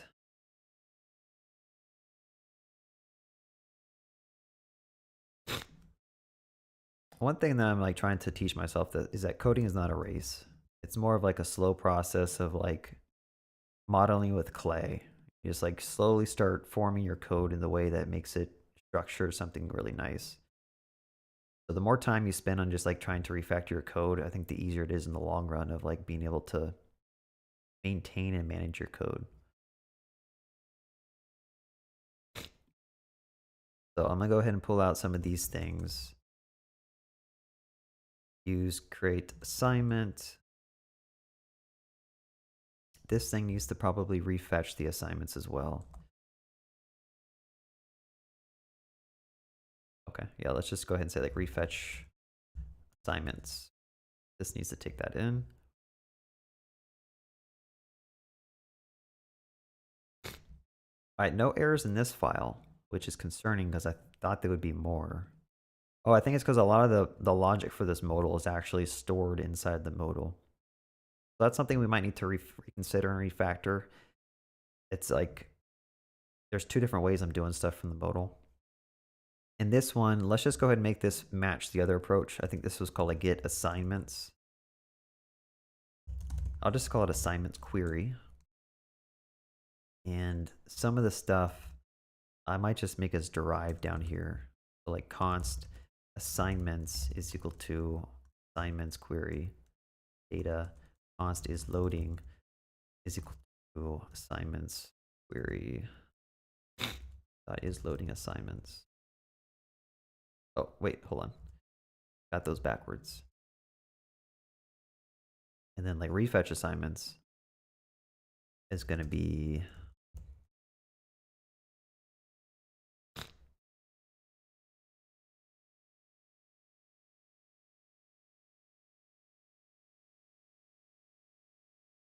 wait, what is it called? It's called refetch.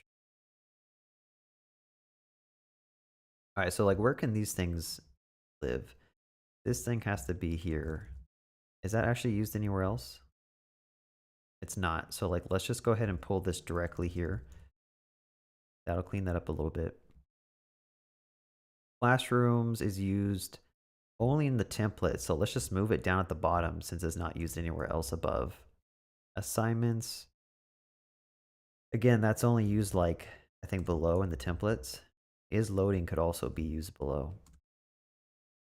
So what I did there is like I removed any variables that aren't used for these custom hooks. I just moved them down here so that I'm not like second guessing like what's needed where. And now I have a query. I have 2 queries. Those get passed into the whatever custom hooks I need. I get the data back, and let's see if this app actually works. Okay, that still updates. I can still create an assignment. Yep.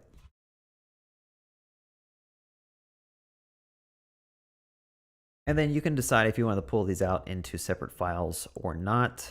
Typically, if the hook's only used on one page, like you probably don't even need to pull it out to a separate hooks folder.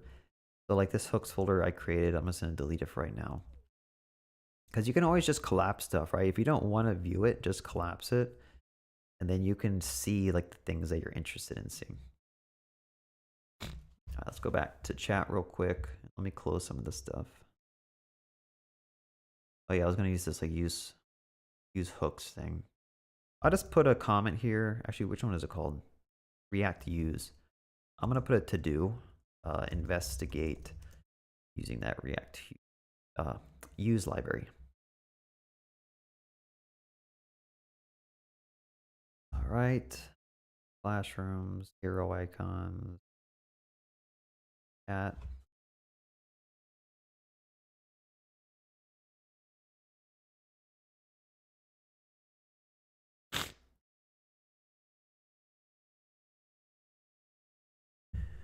Let's see. What's the difference between functions and custom hooks? There's under the hood, there's no difference. But if you have a function that you happen to call like one of the primitive React hooks, like use state, use effect, use something else, then it's probably a good naming convention to put a use prefix in front of your function to make it like a custom hook. If you don't have like use state in here and you don't do this, then you could just make this a custom function that does stuff, right? But the convention is when you have the primitives from React, you should probably also call this use.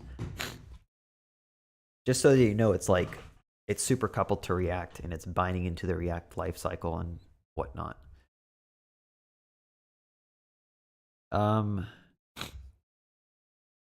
Skya. I remember you mentioning in the past that there's one downside for tRPC, which is that you can't easily use it in Postman. Yeah, I did mention that. I could kind of show real quick. Where if you go to the network here, and I look at one of these requests, first of all, like this isn't even legible. Like I don't know what this is. It's just like a random endpoint. And if you look at the payload, again, like it's not legible. And the thing that comes back, it's like structured in a way that's not really intuitive. Which I think it might be because there's like a super JSON going on here. Like, I don't know if that's a T3 stack thing, super JSON, but I saw it kind of set up with a transformer here. So I don't know if I get rid of super JSON, if this is still an issue. I don't know what I'm going to break if I do this, but let's try that and see what happens. I'm assuming everything's going to break. Yeah, I don't know. But yeah, so it's just a little bit harder to like use Postman to actually hit your mutations and queries and test them. So you kind of are coupled to just like testing in your UI, which isn't bad. again, if you're shooting for that like rapid prototyping, like don't use Postman to begin with. Build a UI that hits your backend that does some stuff. But that's my main complaint. But I'm sure there's a way to turn Super JSON off and it like allow your requests and responses to be more legible. How long have I been streaming for? Does it tell you?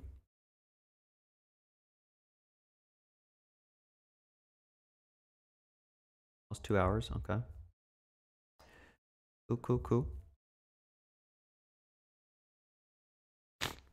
Yes, I think that's correct. Only your functions without any type of primitive React hooks should be named without use. I think so.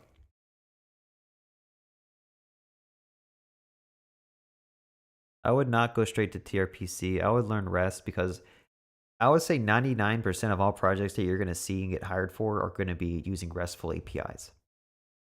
Maybe not 99%. So a lot of people are using GraphQL as well. But what I've seen, I've never been paid to work on a GraphQL project or a tRPC project. I've always worked on RESTful APIs, and that is like the industry standard for most applications. So I would recommend that you learn RESTful services first and kind of like build out REST APIs and have your front end connect to that. You're pretty solid in front end. Yeah. Also, like, I think if you're pretty good at TypeScript, then that's when you could probably also switch over to tRPC. Okay, what else do we need to do here?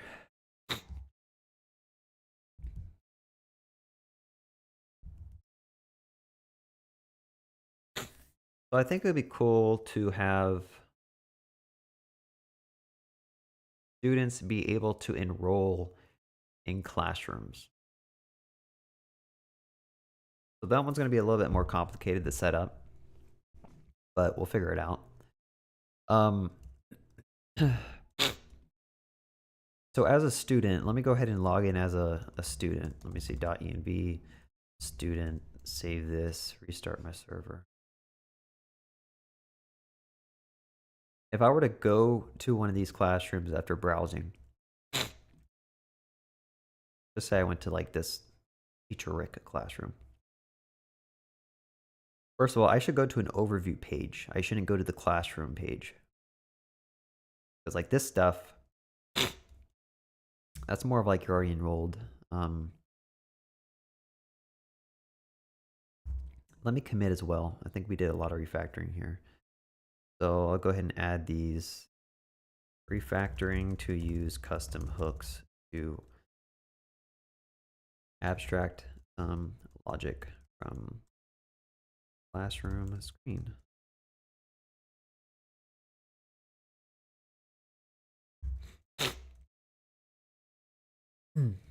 All right. So as a student, you find a classroom, you determine that, hey, it's about to start in 2 weeks. I want to enroll. But first of all, let's go back. This view classroom button. Let me go to the browse classroom screen. Let's find that button.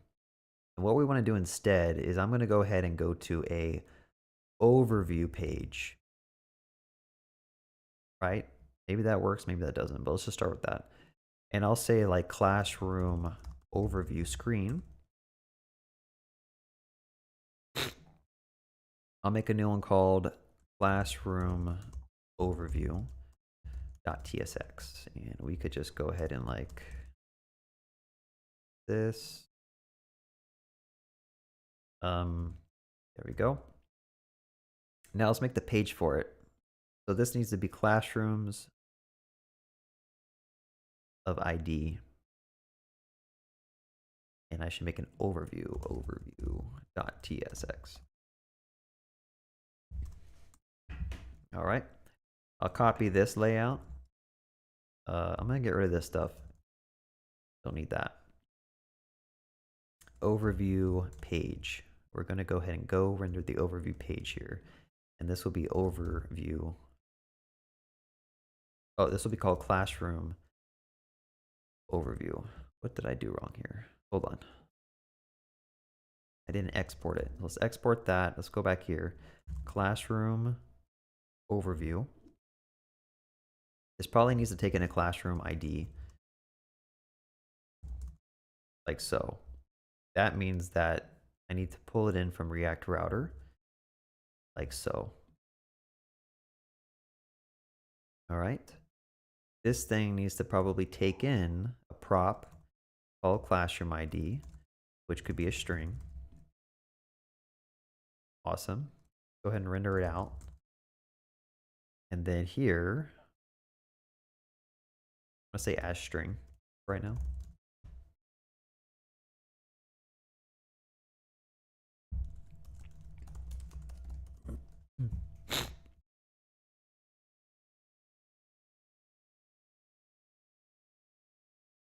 All right, this thing needs to be imported again. All right, so one thing I do want to change though. I can't change that. Never mind.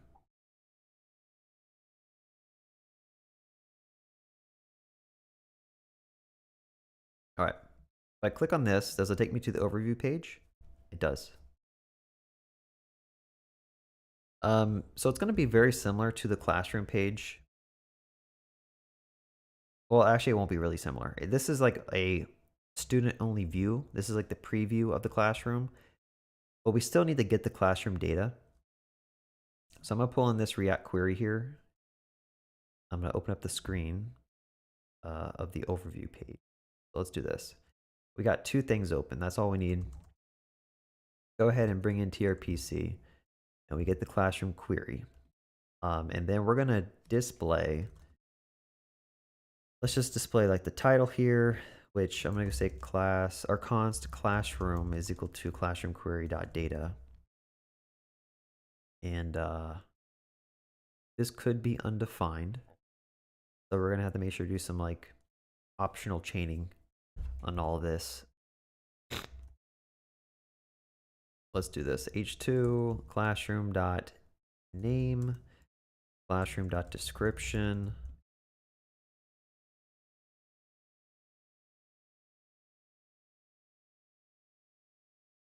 All right, there we go. We got some data here. Now I think let's do container and MX auto. Let's just shove it to the center. Is that how I do it on other pages? Classroom.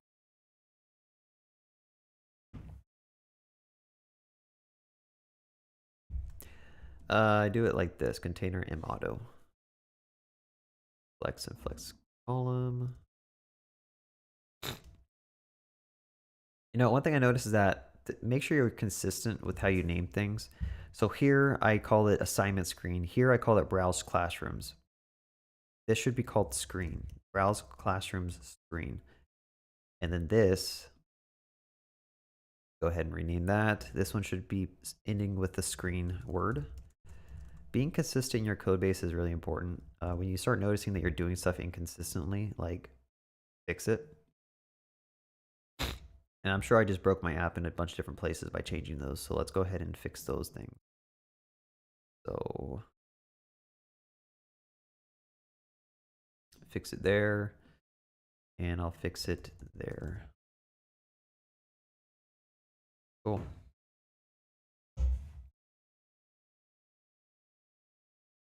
All right. So I guess I'm wondering like what else would a student need to see? They probably need to see like some start times and stuff, which we'll figure out. On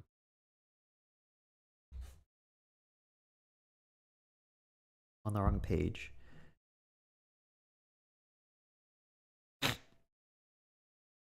One thing you'll notice about my coding style is when I'm doing side projects, I just jump around from thing to thing to thing. I don't track like issues. I don't track things that need to be done.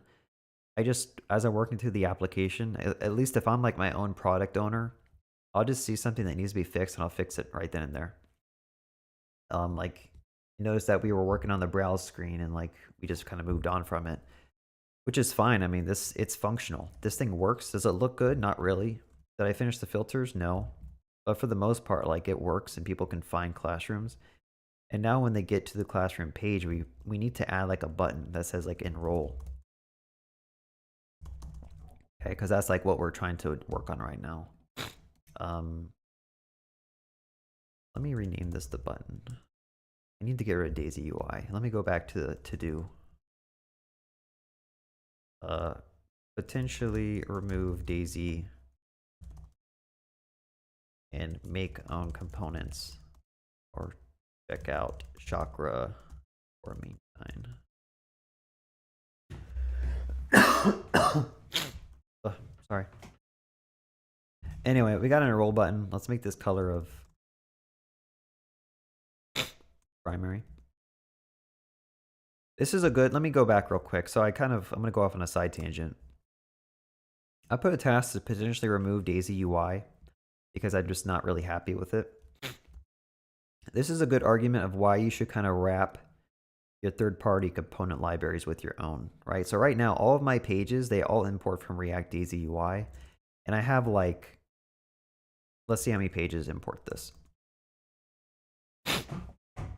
Right now, it's like 10 pages, right? It's not too bad. I could refactor this in a couple of minutes probably. But if your application is huge and you've imported React Daisy UI in like 100 different components, it might turn to a whole 1, 2, 3 day refactoring effort, right? So if you can, what you should actually do is go here inside your common and like you should make your own button, right? And it could be like a humble object that doesn't do much other than just like wrap Daisy UI's button like this. So I could just go ahead and do this. And then this could return the button, taking some children, and then I could say dot dot dot rest, and this could be like this. That's it. So this is complaining. Oh, Daisy button. All right, so the idea is that if I were to instead of from the get-go like imported this button directly from my own button component like that, the button would still under the hood be Daisy UI, but now if I decided I don't want to use Daisy UI, I want to use maintime, there's only one file I need to change, right? I just need to go and delete Daisy button and replace it with maintime, replace it with chakra, do my own Tailwind CSS. So this is kind of why you want to wrap all of your third-party component libraries with your own, probably. For a side project, it's probably fine, but for like a larger project with a larger team and a larger scope, you don't want to be in a situation where someone decides that we can't use Daisy UI because they've changed their license or they require you to pay something. And now you have to go and refactor all of your code everywhere because you hard-coded this import to Daisy UI. But that was a side tangent. Let me go back. And what are we trying to do? So when you're a student and you're looking at a classroom that you want to enroll in, we want to be able to click that enroll button and kind of set up a data model so that this student is attached to the classroom, right? So let's look at our Prisma schema because I need to refresh my memory on this. So classroom. I don't know what the best place to do this. I guess we're already here. We have a model of user and the user has classrooms. So this is kind of already set up that a user can belong to classrooms. I don't think it's set up in the reverse direction though. So we'll have to figure out how to do that. Because it's like it's a many to many relationship maybe. A student, a user can have, actually let me think about this. Because this actually might be the teacher. This user ID might be like, yeah, this is actually pointing to the teacher who owns the classroom.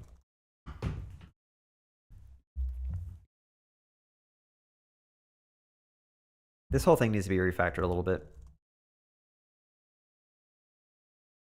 But if every user could have like an enrolled in array, maybe we could do something like this. Student.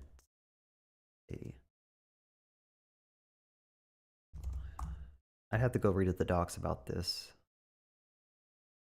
Let's go to Prisma mini to mini. A student can be enrolled in many classrooms, and a classroom can have many students. So how they do it with post and category, they have categories. So in our case, this would be classrooms, which we did, enrolled in.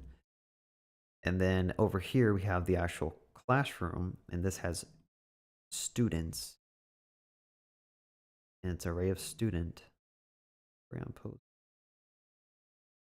Oh, they have to make a third table. Is that how you do it?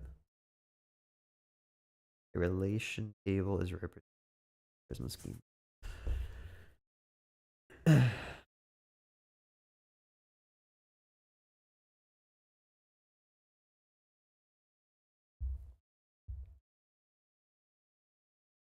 Implicit.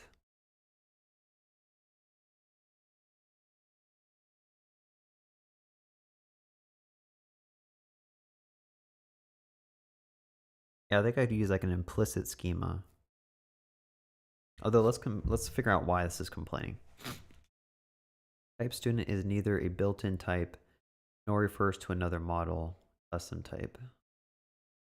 Oh, because it's called a user. In this one, error validating model user, ambiguous relation detected. The fields classroom enrolled in a model user both refer to classroom. How do I do this? I'm still a Prisma noob, but I think I can do something like this. I think I need to provide names to this relationship here. And this one probably also needs a relationship, which I don't know how I do that. Do I just do this? References.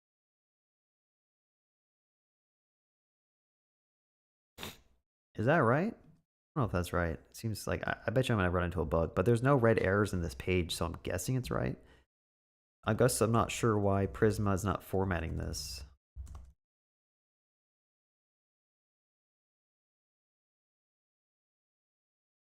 Usually it like automatically formats some of this stuff, but yeah, I don't know. Let's try this out and let's do a migrate.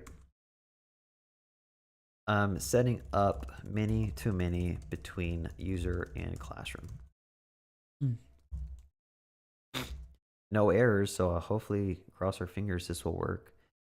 So we need to basically allow the user to enroll in a classroom. And right now I'm putting like everything in this classroom router. I think this is getting a little bit out of hand, but with that being said, let's just put more stuff onto it. Okay. So I'm going to say join classroom or enroll in classroom. And this could take a classroom ID and a student ID.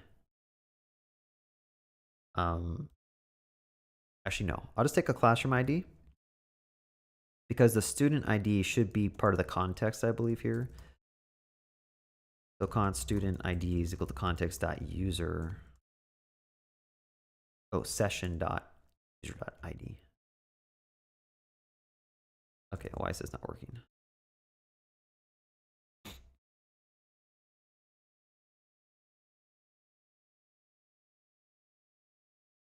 So I have a router here that expects everything to have a session defined. So everything from here down, it needs to have an ID. And I do this over here, so I'm wondering why this is not like auto-completing for me. Like that should work. Anyway, so what we're trying to do is we're trying to create that relationship between the classroom and the student. And again, like I'm not too familiar with many to many, so how do you create?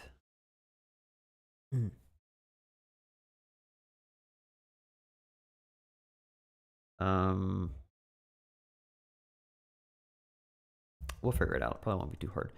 So I guess we can get the student.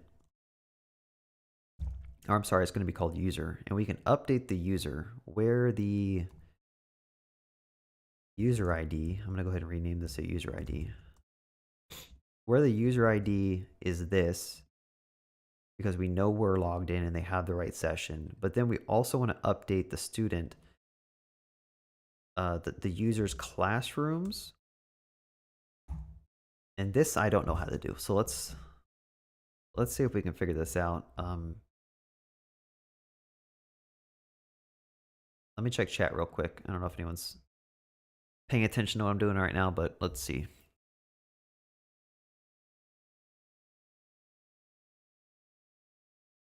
Benjamin, thank you so much for the $5 super chat. I definitely appreciate that.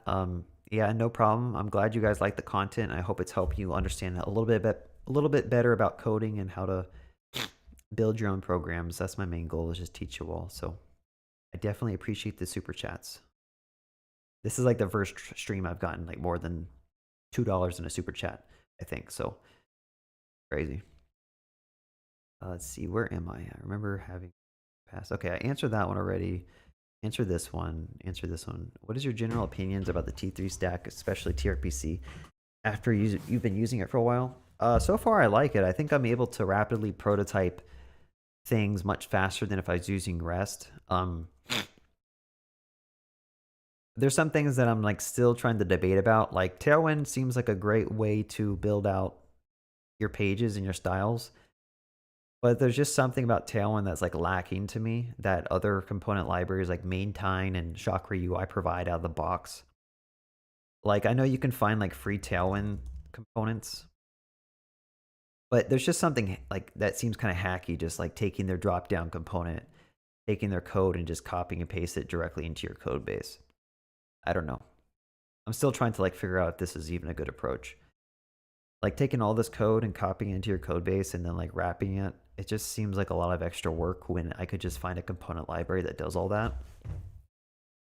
But so far, I mean, I think tRPC, Tailwind, I love Prisma, even though I'm still learning it. And the Next is really cool to use as well. So I don't know, I like it. That's why I keep making videos on tRPC or on the T3 stack, because I do think it is a productive stack.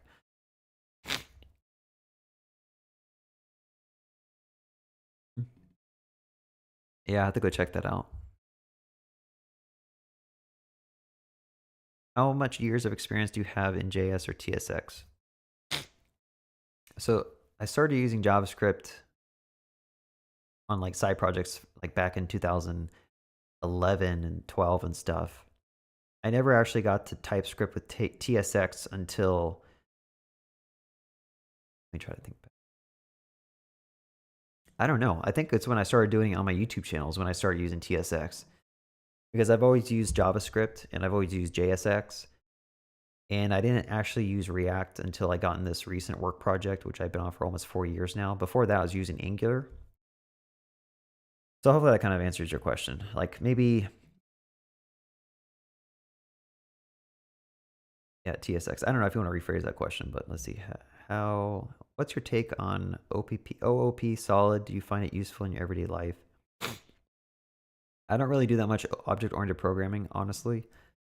I could see if you're put onto a project that does like a lot of Java and enterprise Java, then yeah, you should probably learn about these rules. And I think there's some good principles about solid. Like I think S for solid stands for single responsibility principle, which you can apply to anything. I think this is like one of the most important things that you can take out of solid. Some of these other things like the, was it Lewinsky substitution principle? Like I don't even know. Acronym.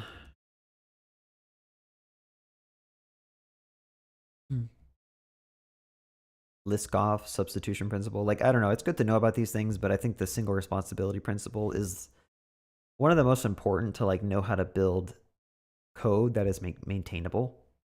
Because when you have a file that's like 500 lines of code and it's doing a ton of stuff, that's when you know you violated this principle. Right? So if you just really focus on this one, the rest are like nice to haves. Dependency inversion principle is good as well if you're really big into testing and like abstracting your code. So I don't know if it's mandatory, but it's good to know, I guess. I don't even remember what you mentioned earlier, but I have to go back. What theme do you use? I use Material Community High Contrast. What operating system? I'm using Mac OS X. Is TypeScript like Java where you have to put the type for every variable? You don't have to. It's optional in TypeScript. Like you can have any on some of these things and like you can just do whatever you want. But typically, yeah, you want to put like types on stuff.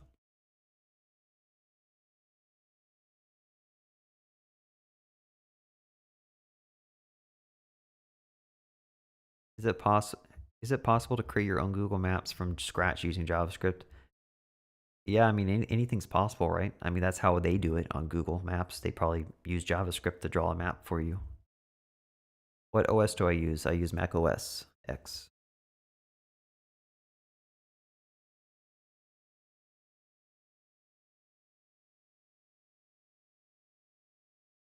Yeah, you're right. Main might not use a color prop. So this was just like a really basic, what I mentioned here, like you have to make your own interface, right? You have to make your own custom interface for your project. And then inside of here, you'd have to map your properties to whatever you need here.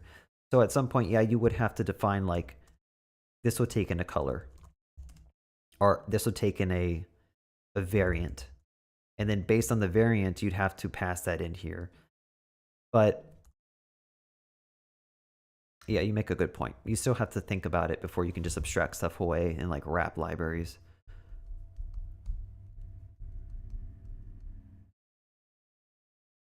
Okay, so flow byte is a good Tailwind component. Let me Google that one.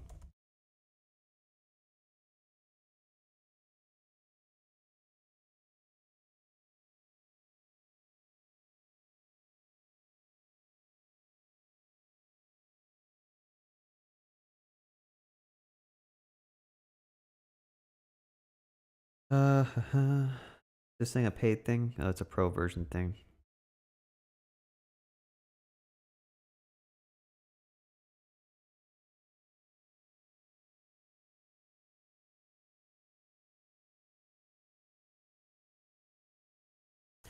Yeah, I don't know. I mean, this, I'll put this in the to do, like so, but I don't consider this a component library. This is literally just a bunch of pre-made things you can copy and paste in your code. I mean, I guess that's what a component library is, but I don't know. I rather have these things wrapped in components because now you're going to have these things sprinkled all throughout your code base, which is not what you want. So at some point, you are going to have to abstract it away. And actually, maybe they do have a React. Let me go. I think I saw React somewhere. Flow byte React.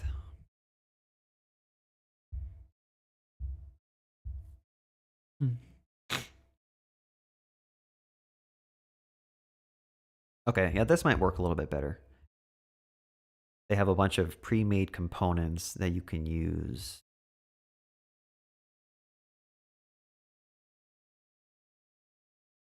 Cool. Yeah, I'll check that out. They have a React like wrapper, so that's pretty cool. Yeah, so thanks for that suggestion. I'll have to check that out. It probably is better than Daisy UI.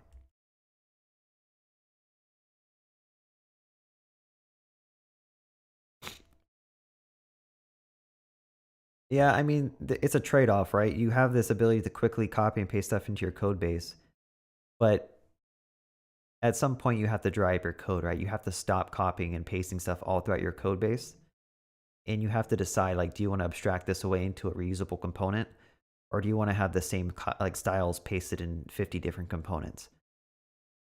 Because I guarantee you, at some point, business requirements are going to come in. You have to change something about the component, and you don't want to have to go to 50 files just to change like how a button works. So I guess it's cool to like copy and paste it just to get it going, but you have to abstract it away, in my opinion. Let me plug in. I'm gonna have to turn off my my main camera here. I have to go to my webcam because my laptop is about to die.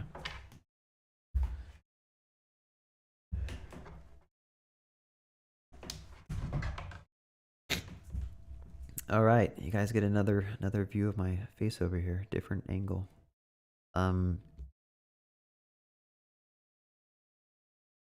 Right now I currently program using React at my day job. But I did used to use Angular JS, and then I learned Angular 2 when it came out, and then I learned Angular 4 something, and then I switched over to React because I got switched over to a new project. It's in my description. Go check out my description for my stuff. It's in my description for maybe not this video, but like a recent video. Yeah, so I wanted to figure out does anyone know with Prisma, if I just wanted to attach this user to a classroom, how do I do that?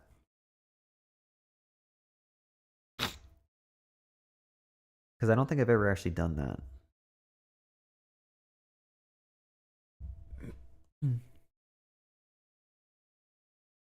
Like, can I just pass in the classroom ID somewhere?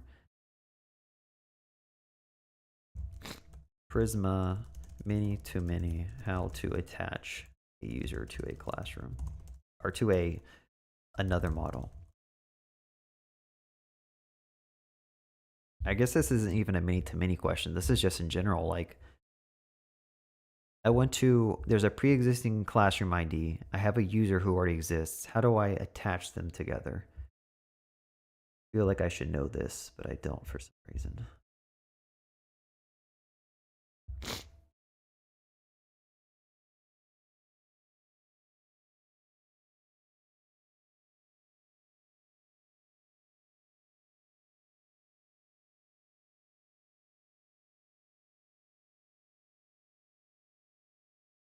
Prisma, how to link one model to another in update call.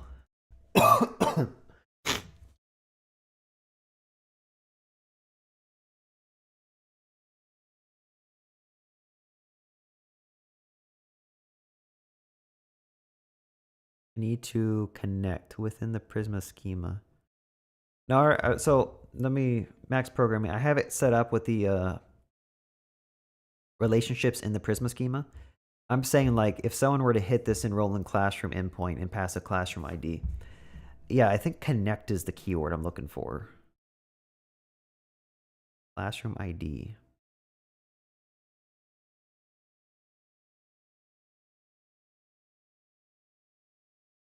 Prisma connect.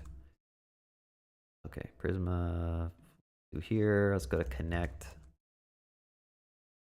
Connecting an existing record. The following query creates connect ID.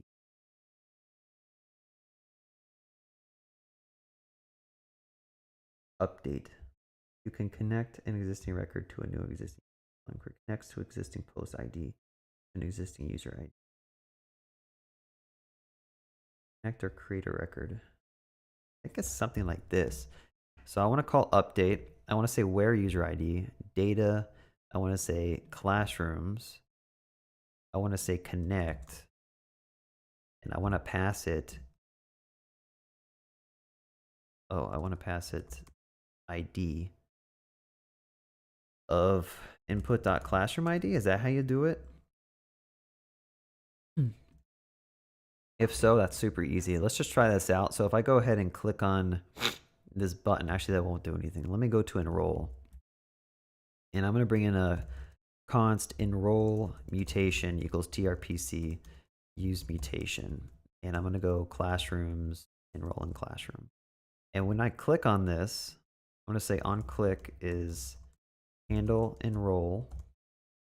Go ahead and make a function here called handle enroll. And that's going to call my mutation. And I'm going to pass in the classroom ID like this. So let's check this out. Let's try this out. If I were to click on the button, the UI doesn't do anything because we didn't code it to do anything. But if I go to Prisma now and I go to my users, I'm logged in as student Bob. And if I go to my classrooms, I'm sorry, my head is probably hiding that. Let me go ahead and dock that to the right. If I go over to the classrooms, I now have one for the student, and it is enrolled into this My First Job. Okay, wow, that was really easy to get going. That's the first time I've used the connect thing in Prisma, so that's pretty cool. Pretty cool. How do you disconnect? That's another question. Oh, they have a disconnect function you call.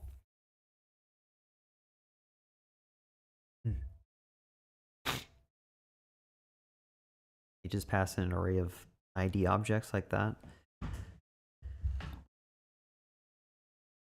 I guess I could have passed in an array of multiple things I wanted to. That's pretty cool.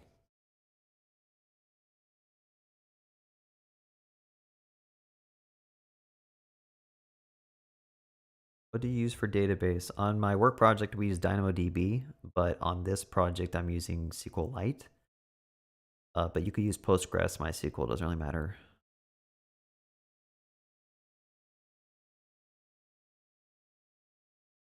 Check the console because tRPC logs are super helpful. Yeah. What am I looking for here, though?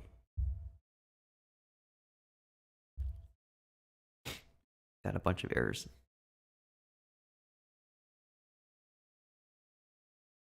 So maybe this page should, if you're enrolled and you try to go to the overview page, we should redirect you to the actual like classroom probably. So let's go ahead and get that. How do we do that? So we could get the user that we're currently logged in on as and get all the classrooms that they're associated with. Maybe that's what we could do. I think I'm gonna make a new router called like user router. And this thing is going to, I'm gonna copy all this. I'm gonna go ahead and delete that. This is called user router, and inside the main this, I'm gonna merge that to user dot user router. Like this. So now I have access to this user router, and we want to be able to get, so I'll say query, and we want to get the user. Which, let me go to classroom router, let me find a query, let me copy an existing approach so we're not like wasting time typing stuff. And I'm going to go ahead and where the user ID is defined, so const user ID is equal to all this.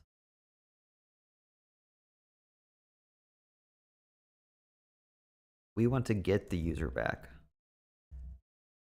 Like so. Probably find unique. And then we want to, oh, let me just pass user ID here. But the main thing we want to do is we want to include the classrooms. No, it's called enrolled. Hold up. What's it called? Oh, I'm sorry. Prisma.user. And we want to include the enrolled in of true. Now I think that'll give us back all the things that were enrolled in. So if I use that query here and call like user query, and I say user dot get user, don't have to pass it any data, I don't think. But what we're going to do is we're going to use an effect. And if we're already enrolled in this classroom,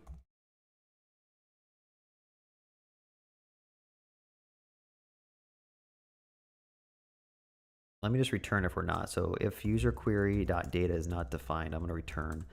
Let's just print this out. I want to see what we get here. So when I refresh the page, it's crashing because why not?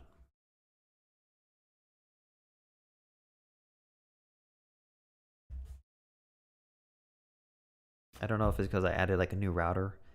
Yeah, now data is coming up. So we get the user, and if you look here, we get enrolled in, although that's coming back as empty.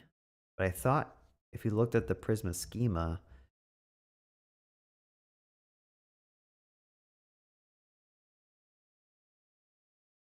we have classrooms here for this user here, for student Bob.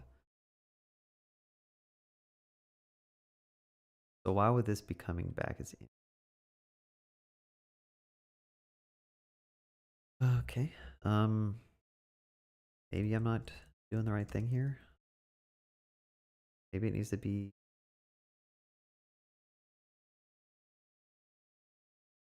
Wait.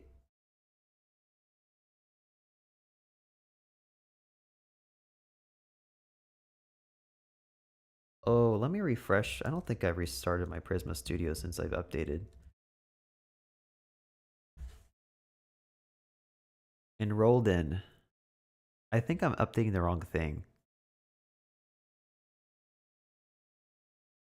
Because when I clicked on that button, that should have set enrolled in to be something, but I think it's adding it to this. Let me uncheck that and save it.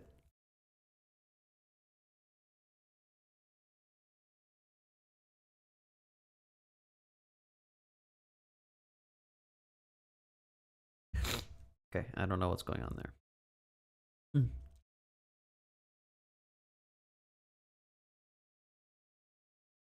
Anyway, let's go and try to figure this out. I think this needs to be true, but I think in the classroom router, we must be doing something wrong when you enroll.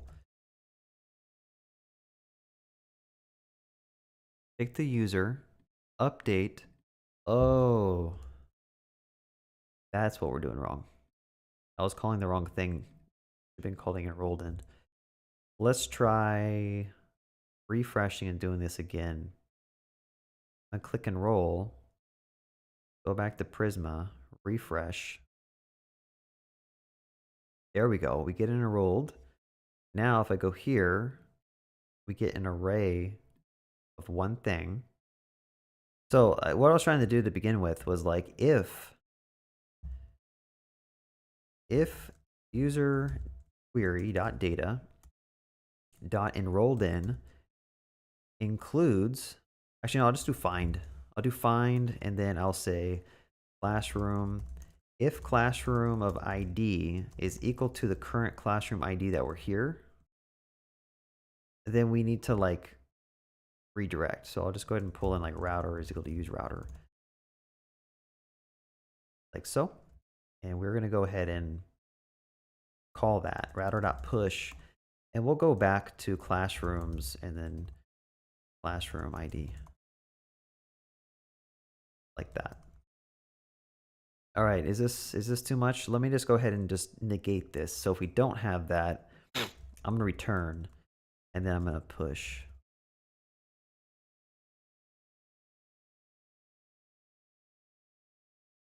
Missing a dependency of classroom ID. Classroom ID. And router. This is one thing I hate about React, this dependency array stuff. It's just so confusing. And then like I'm so scared of like infinite loops happening, so I put these like return statements here. Let me know in the comments, like, do I need to do this?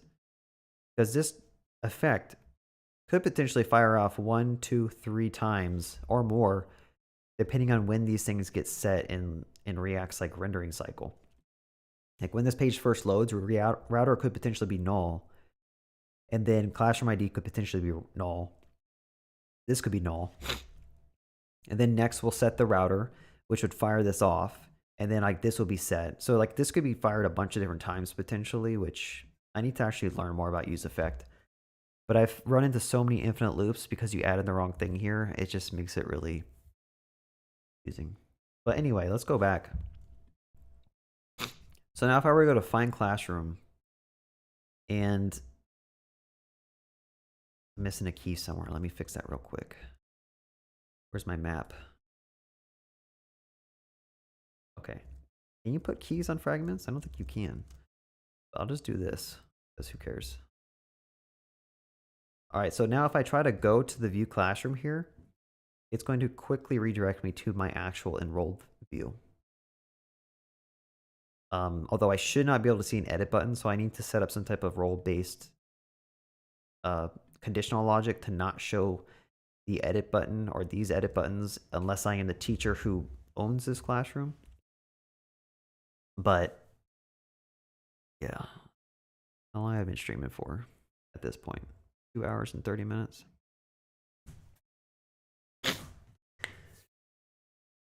Yeah, this could work as well. I kind of like stuff being on its own line, but that can always work.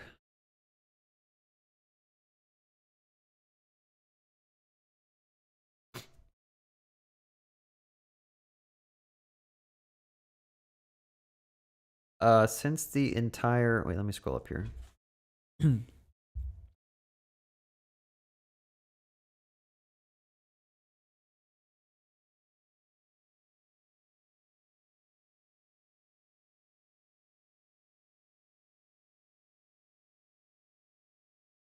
I don't, yeah, my views on DynamoDB is it's great if you have like big data and you have this like need to scale. But I would not, from what I've learned with Dynamo, I've been working with it for like 4 years now. I would not have Dynamo be your first choice if possible. I would start with like SQL. And then once you find things that you can actually pull out and put in Dynamo, that's when you do that. Because even if you read the Dynamo docs, let's see if I can even find it. Like they literally tell you like what Dynamo is used for, and they tell you that you need to have your access patterns figured out before you start using Dynamo, which doesn't make sense for an agile project because you don't know what your access patterns are unless you sit there and design like your entire application with like a waterfall process, or you build your initial application with SQL, and then as you see things that could be pulled out into Dynamo, you could do that. But I don't care about if it's not being open source or not. Like that doesn't make a difference to me. I care more about like how easy is it to use, and some things you'll run into a lot with Dynamo is that like a business requirement will come in where you set up your Dynamo query pattern in a certain way, like your PK and SK in a certain way, and then you get a business requirement that says you need to find all classrooms who are not currently closed. And you can't easily do that in Dynamo because Dynamo is not like a query rich database. It's a key value store. The only way you can look up your data is if you have the PK and the SK. And now you threw in a third key into the mix, and it's super hard to like query for your data. Which is why I'd say just start with SQL if you can, and then abstract things out or extract things out into Dynamo if you need like scalability. That's just me. I don't know. I haven't had a good experience with it. I want to say maybe. Like I know PlanetScale uses MySQL because I think they have it. Like MySQL is really good for like sharding or data clustering or something. I don't know. I'm not the best backend engineer. I don't really know all this stuff, but you really have to look at your data. And if you don't really know what your data is going to look like before you start going into production, I don't know. I would just pick the thing that has been proven to work well, which is SQL. And you can horizontally scale SQL servers up pretty big before you need to like switch over to something that handles big data. Like Cassandra is probably a database that handles big data. But SQL for the most part can handle tons and tons of data as well and not have too many issues. Yeah, so I've been streaming for about 2 hours and a half. Let me commit what I have. I might have to take a little break here. Actually, I might just have to drop. So let me commit. I'll say I'm working on allowing a user to enroll in a classroom. That's good enough. Go ahead and commit that.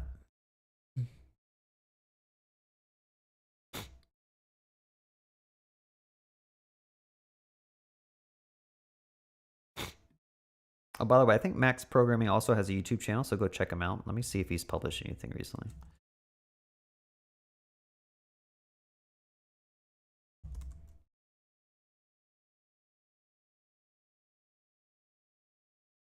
Uh, 4 months ago, but still, he has a YouTube channel. Go check him out. I'll put a link to his description too, or I'll put a link. Go give him a subscribe. Um,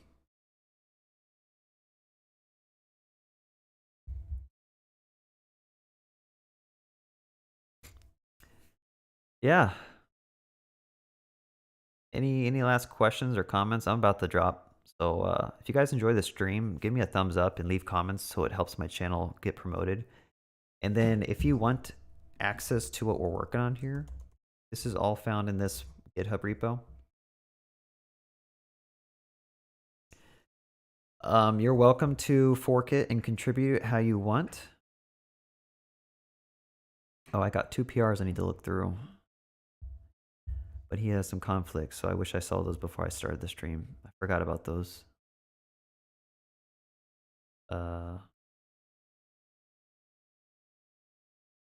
NPM gulp.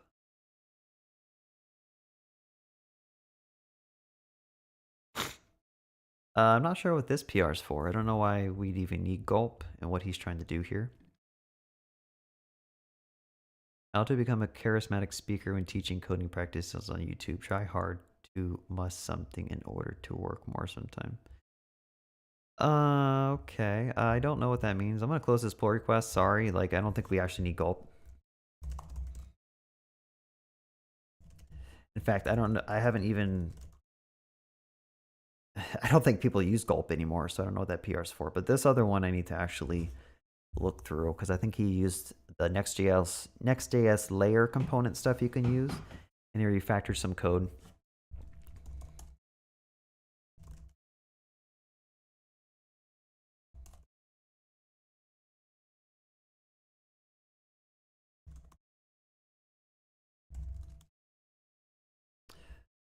All right.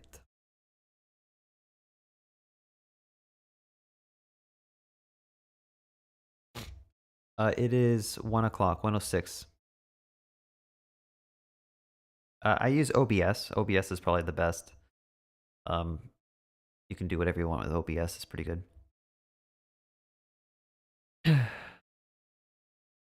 Thank you. I appreciate the kind words. I hope you guys are learning a lot from my content. What are programming languages you use on that project? Seems interesting. I'm using Next.js, React, JavaScript. How about adding Oktoberfest topic onto the repo? I'm not sure what that means. I have to go look that up. Is it even October yet? It's like still September. Where can I host a Postgres database for free? I'm not sure. Bro, I completed my degree and wasted 1 year at home. What should I do now? What's your degree in computer science or is it in something else? I would just keep on applying to jobs. Like if you have a degree in computer science, I'm hoping you could probably get a job. That'll bring more contributors. I'll contribute to it for sure. Um, Not really. I don't feel like data structures are that important when it comes to web development. Maybe one day I'll make some data structures or data science algorithms videos, but I just wanted to focus on building real stuff, like actually building out side projects and showing you guys how to do it. I think that's the most value for my subscribers. Angular, I think it's fine. I think it's just a preference. I think it has a lot more structure than React, and it kind of tells you how to do some things.